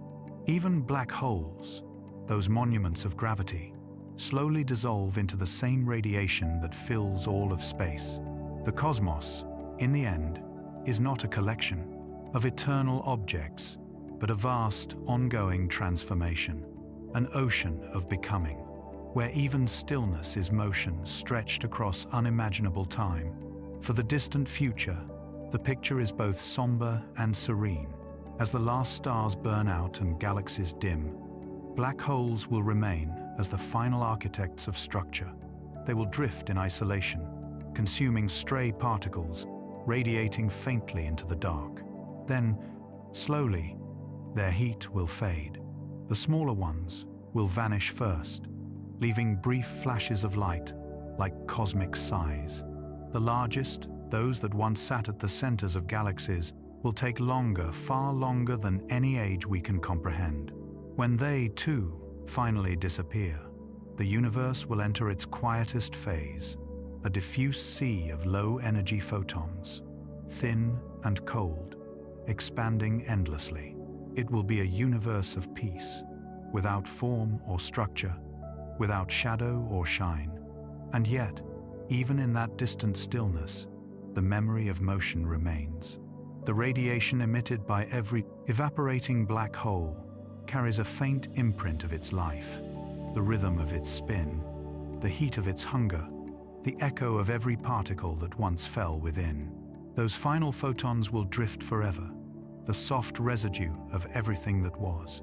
In them, the universe will still remember itself, not as it once was, but as it always has been, light returning to quiet. It is strange, perhaps, to think of evaporation as a kind of grace, but there is a certain mercy in it, the idea that nothing lasts forever, not even the most powerful expressions of gravity. The end of a black hole is not an erasure, but a release, a gradual return of energy to the cosmos. The universe, in this way, balances itself. What falls in comes out again, transformed, diffused, softened. Even darkness must yield to time. If you could stand outside the flow of time and watch the entire story play out, you would see the cosmos brighten and fade like a single breath. From the birth of the first stars to the final shimmer of hawking radiation, it would unfold as one slow exhalation. The black holes would be the last to sigh, their light faint but beautiful, a final whisper that says, even eternity changes. And as the last one fades, space would fall utterly silent, not in death, but in completion. Perhaps that is what eternity truly is, not endlessness, but wholeness. A cycle so vast and complete that its ending feels like rest. The black holes, those quiet engines of gravity, are not exceptions to this truth. They are its most perfect expression. They gather, they spin, they shine through others, and at last, they release. Nothing is wasted. Nothing is truly lost. The universe breathes, even through them. So the next time you imagine a black hole, do not think of it as the end of all things. Think of it as the last part of the universe's great exhalation, a long, slow return to stillness. In its fading light lies the promise that all motion, all creation, all existence eventually finds its peace. And as the final photons drift outward into the dark, the cosmos at last remembers how to sleep. 18. The memory of the universe. The universe, vast and ancient, is not a blank canvas. It remembers, not in the way we do, through thought or recollection, but through the quiet persistence of pattern, through the imprint left by every movement, every collision, every fading pulse of light. In the slow weave of space-time, nothing is truly lost. Every photon that departs a dying star, every ripple of gravity from merging black holes, every particle that drifts through the cosmic dark carries a record of what has been. This memory is not stored in words or symbols, but in the subtle curvature of existence itself. The universe remembers through its shape. When we look into the night sky, we are not seeing the present.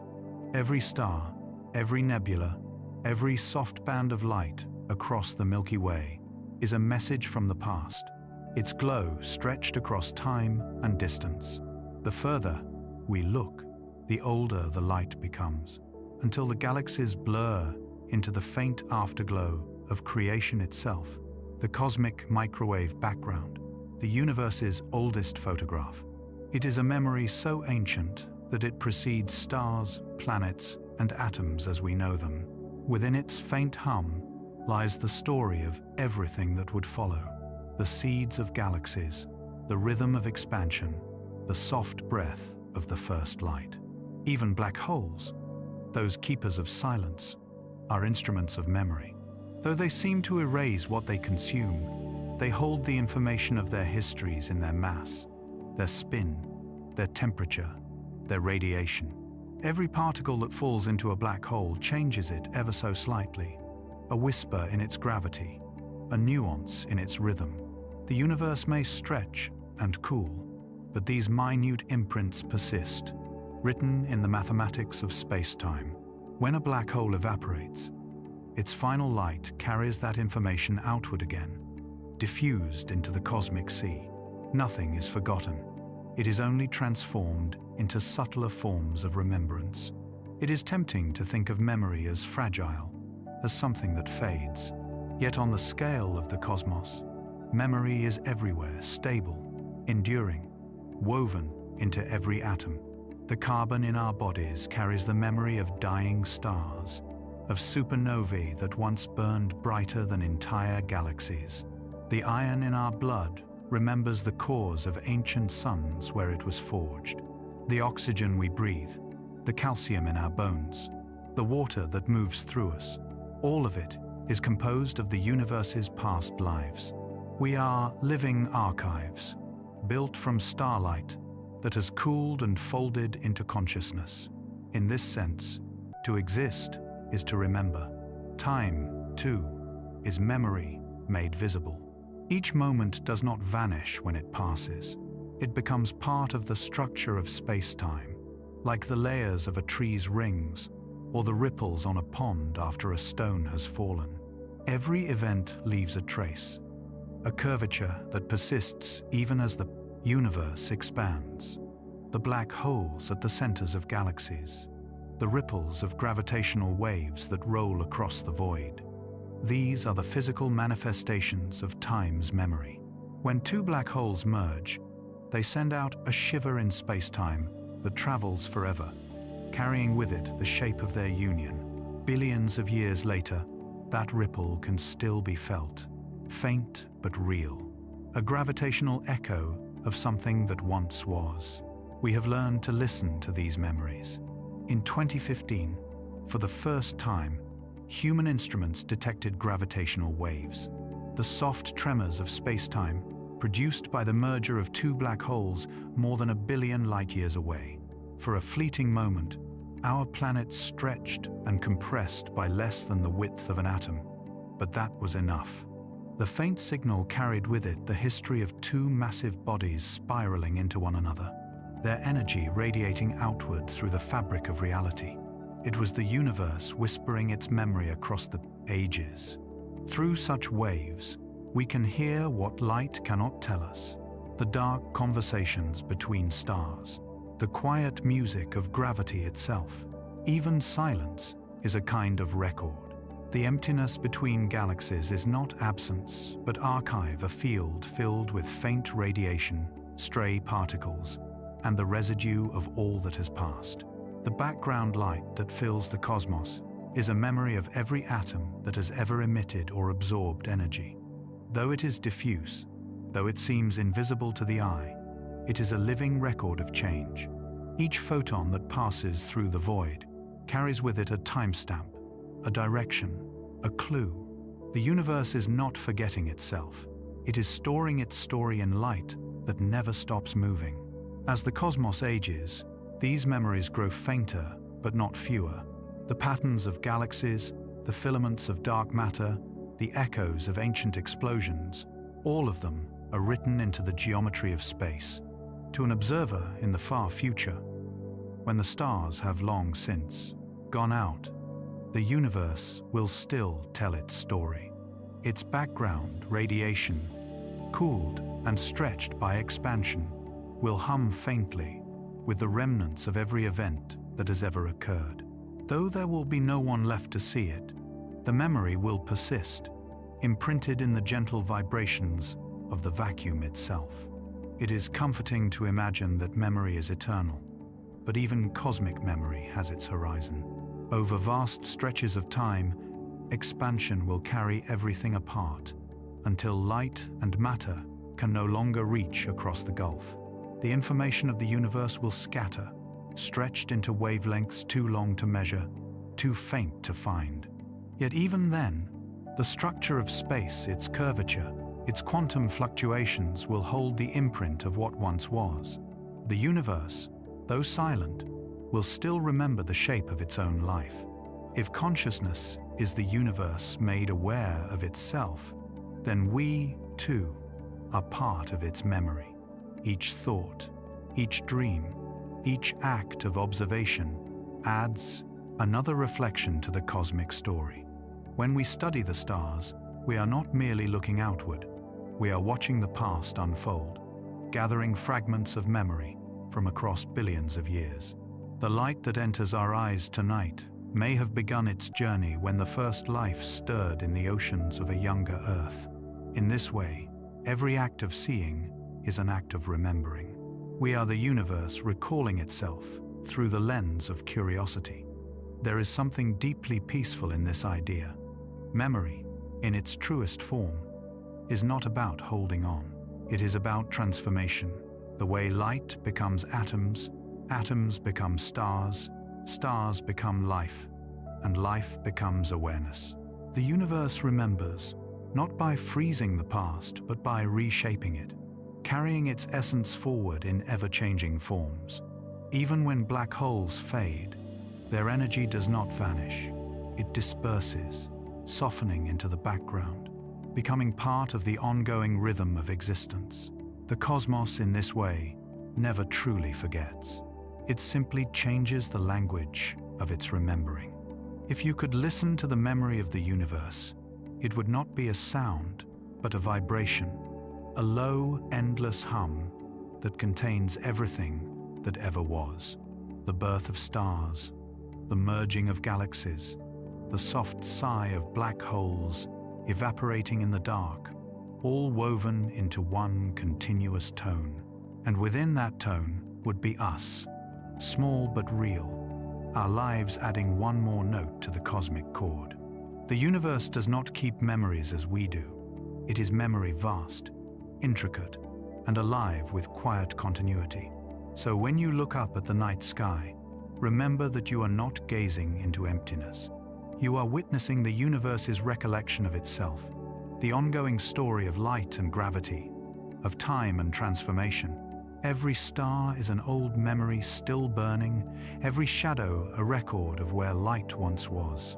The black holes, those deepest archives, hold their histories until the end, releasing them back into the cosmos when time has grown old. In this way, nothing truly disappears.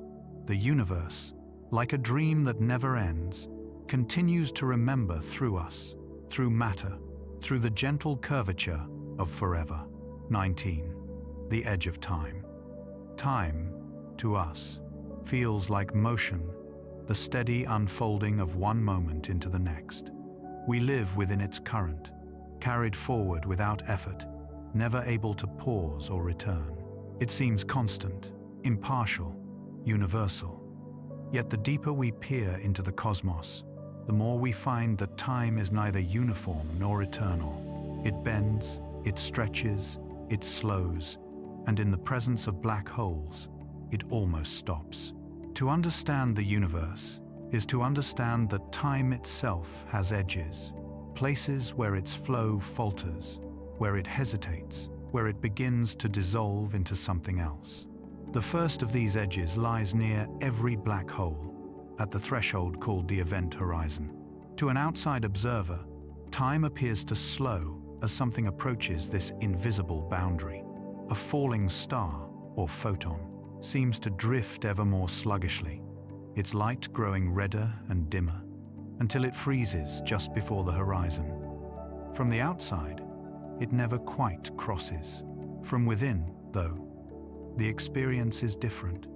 Time continues to move normally, unbroken, until the horizon is crossed and the world itself curves inward. Two perspectives, both true, separated by gravity's geometry. This paradox reveals a profound truth. Time is not an absolute river, but a local experience, sculpted by space, by motion, by mass. Einstein once wrote that for those moving at the speed of light, time does not pass at all. Photons, the messengers of the universe, experience no before or after they are born, and arrive in a single instant, their journey compressed into zero duration. To us, a beam of light may travel across galaxies, spending billions of years in flight. To the light itself, there is no travel, only existence. In this way, the universe contains within it all scales of time simultaneously, the frozen and the fleeting, the slow and the immediate. Black holes magnify this truth. Near their horizons, time for the outside observer stretches almost to infinity.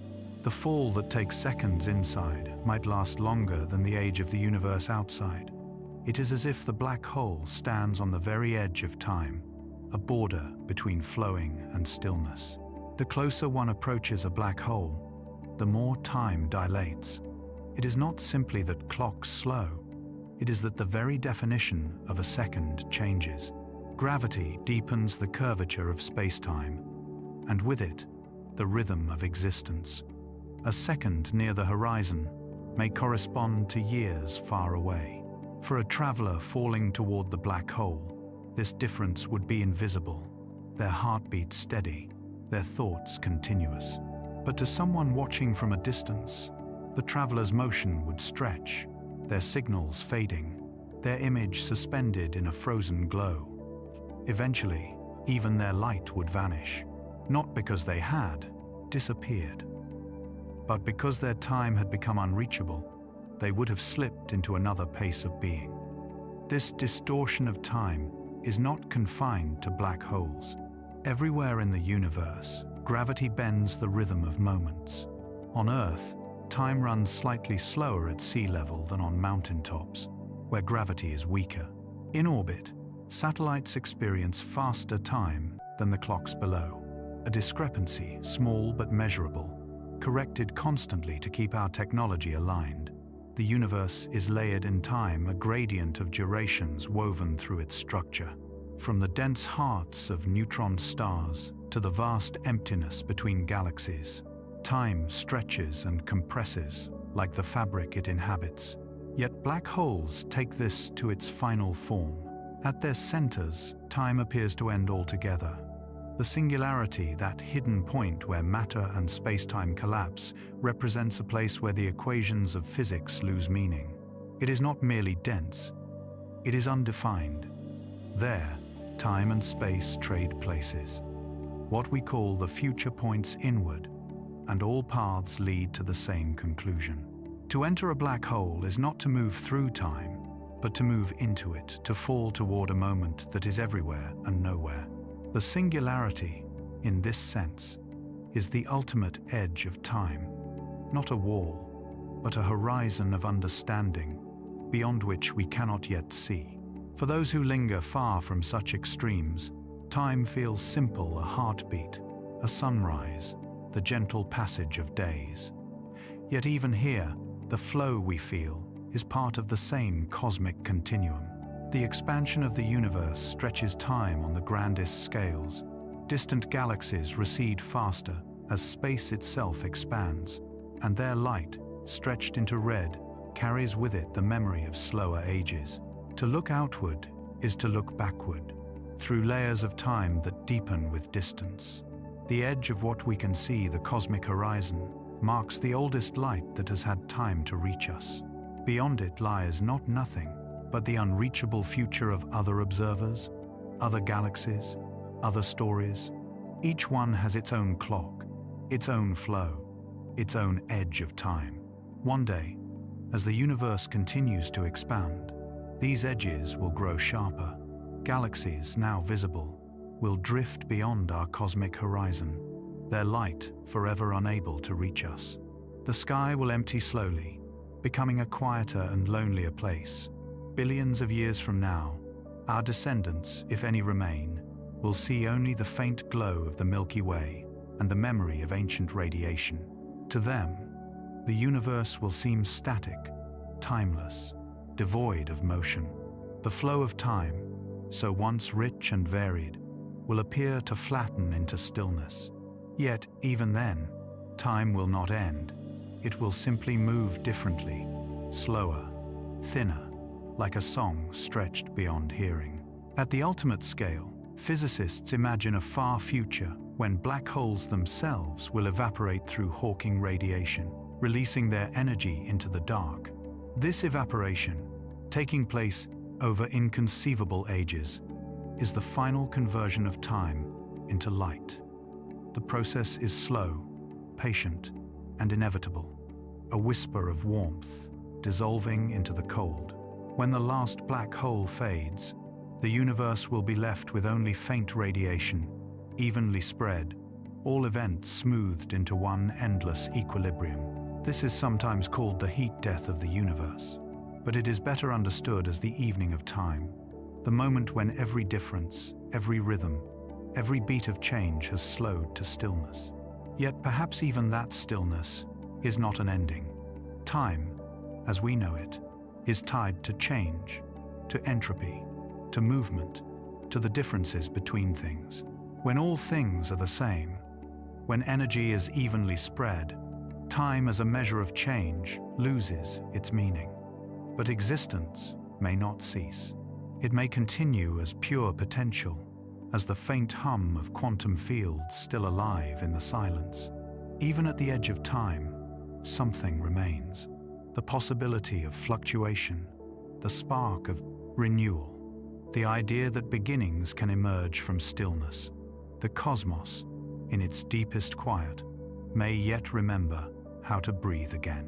When we stand beneath the stars and watch their distant light, we are not just seeing the universe, we are standing on its edge. Every photon that reaches us has traveled across time, and every moment we experience is layered with the echoes of countless others. Our own lives are brief currents within the same cosmic flow. We move through time, and time moves through us, each heartbeat marking our place in the long unfolding.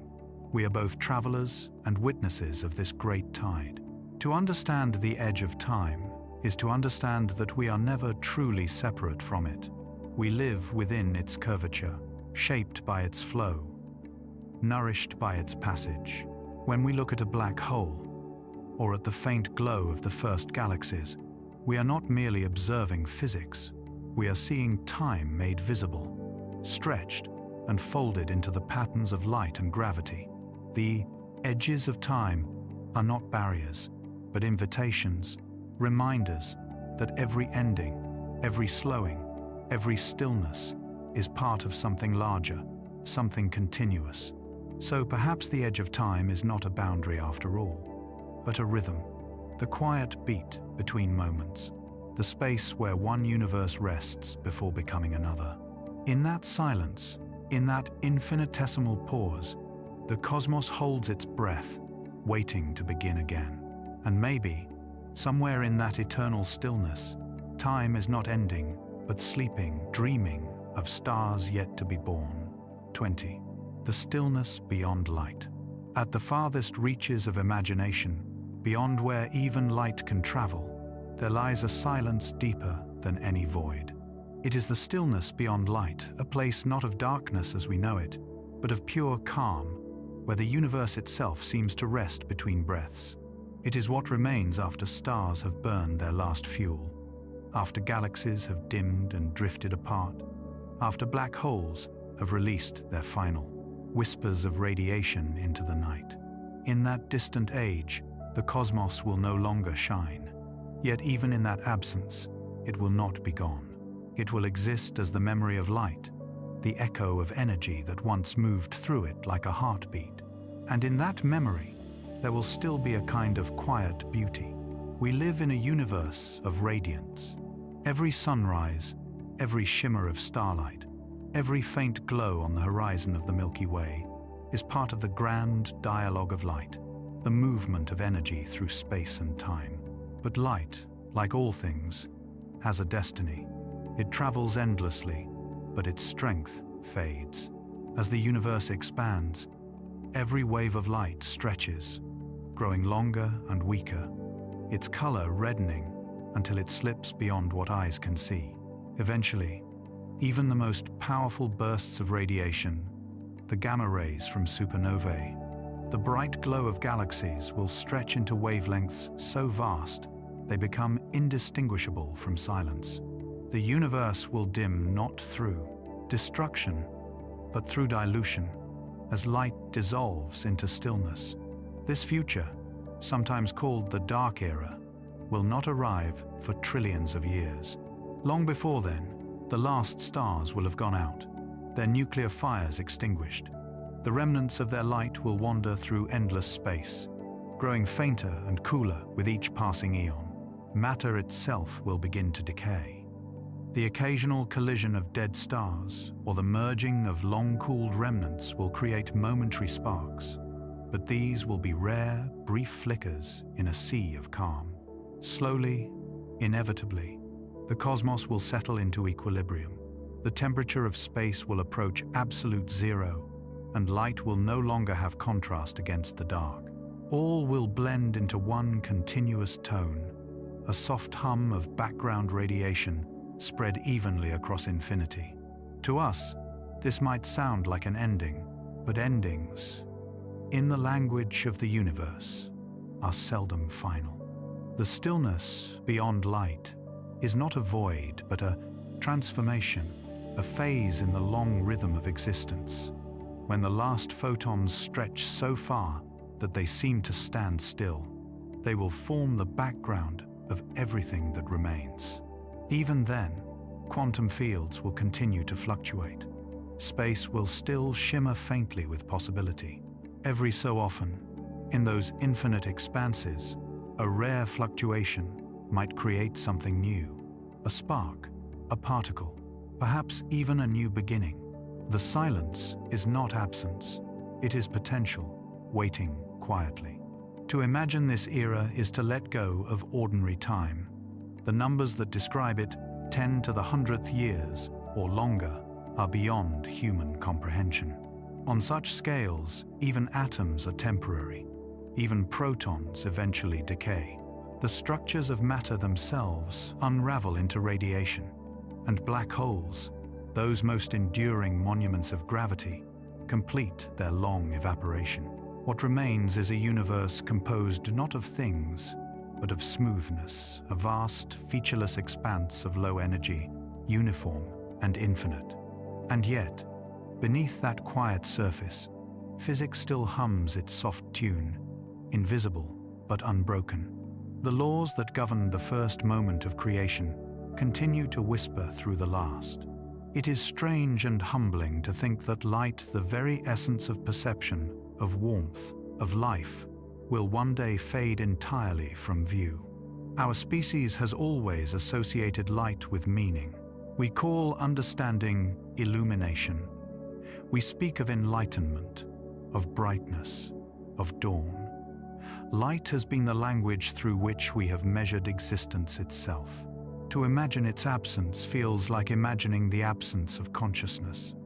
Yet perhaps the stillness beyond light is not the end of awareness, but its deepest form.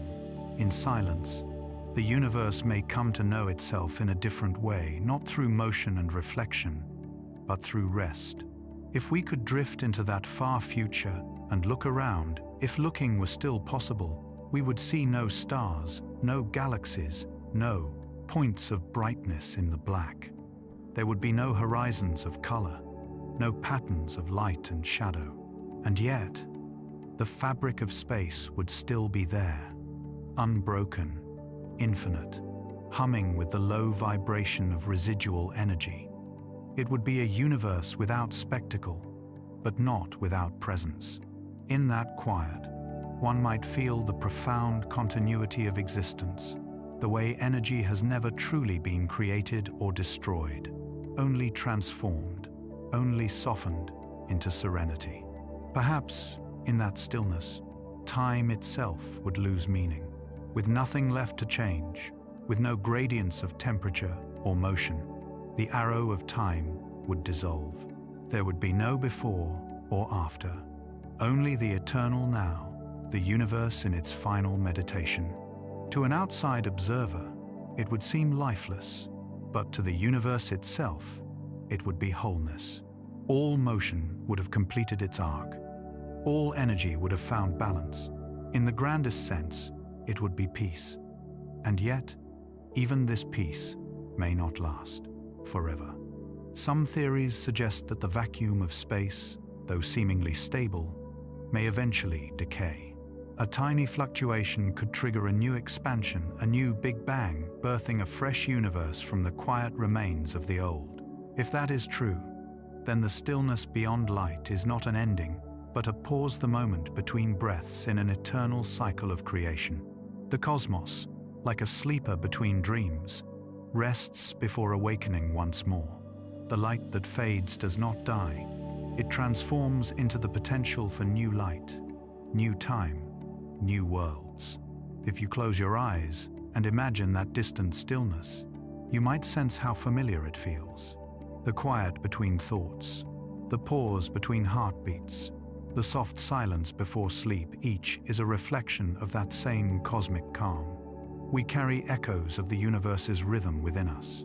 The atoms in our bodies, the photons that touch our eyes, the pulses of our neurons, all are parts of that long unfolding that began with brightness and will end in peace. We are temporary lights in the great continuum, flickering for a moment, then returning gently to the dark. There is, in this realization, no despair. The fading of light is not loss, but fulfillment. The universe began in motion and will end in stillness. Just as a wave rises and falls back into the sea, each moment, each beam of light, each star that ever burned is part of that cycle. When all has quieted, what remains is the memory of harmony, the equilibrium that underlies all creation. Even when light no longer shines, the essence of illumination endures in the structure of existence itself. So the stillness beyond light is not the absence of meaning. It is the ultimate expression of it. It is the universe's final act of balance, where all opposites merge: energy and rest, brightness and shadow, motion and silence. Beyond light, there is peace. Beyond peace, there is continuation. Even if no eyes remain to see it, even if no mind remains to name it, the universe's calm will persist, perfect and complete. And perhaps that is what eternity truly means. Not endless light, not endless time, but endless stillness. A quiet so deep it holds within it the memory of everything that ever was. When light fades, when space cools, when all motion ceases, the universe will not die. It will simply sleep, radiant in its calm, waiting patiently for whatever comes next. In that final peace, the cosmos will be whole again, dark, silent, infinite, a single, endless breath resting between beginnings. The light that once burned will remain as presence, as balance, as stillness beyond sight. And in that stillness, if the universe dreams, perhaps it dreams of us, of stars, of worlds, of life, of all the little flames that once flickered in its vast and ancient night.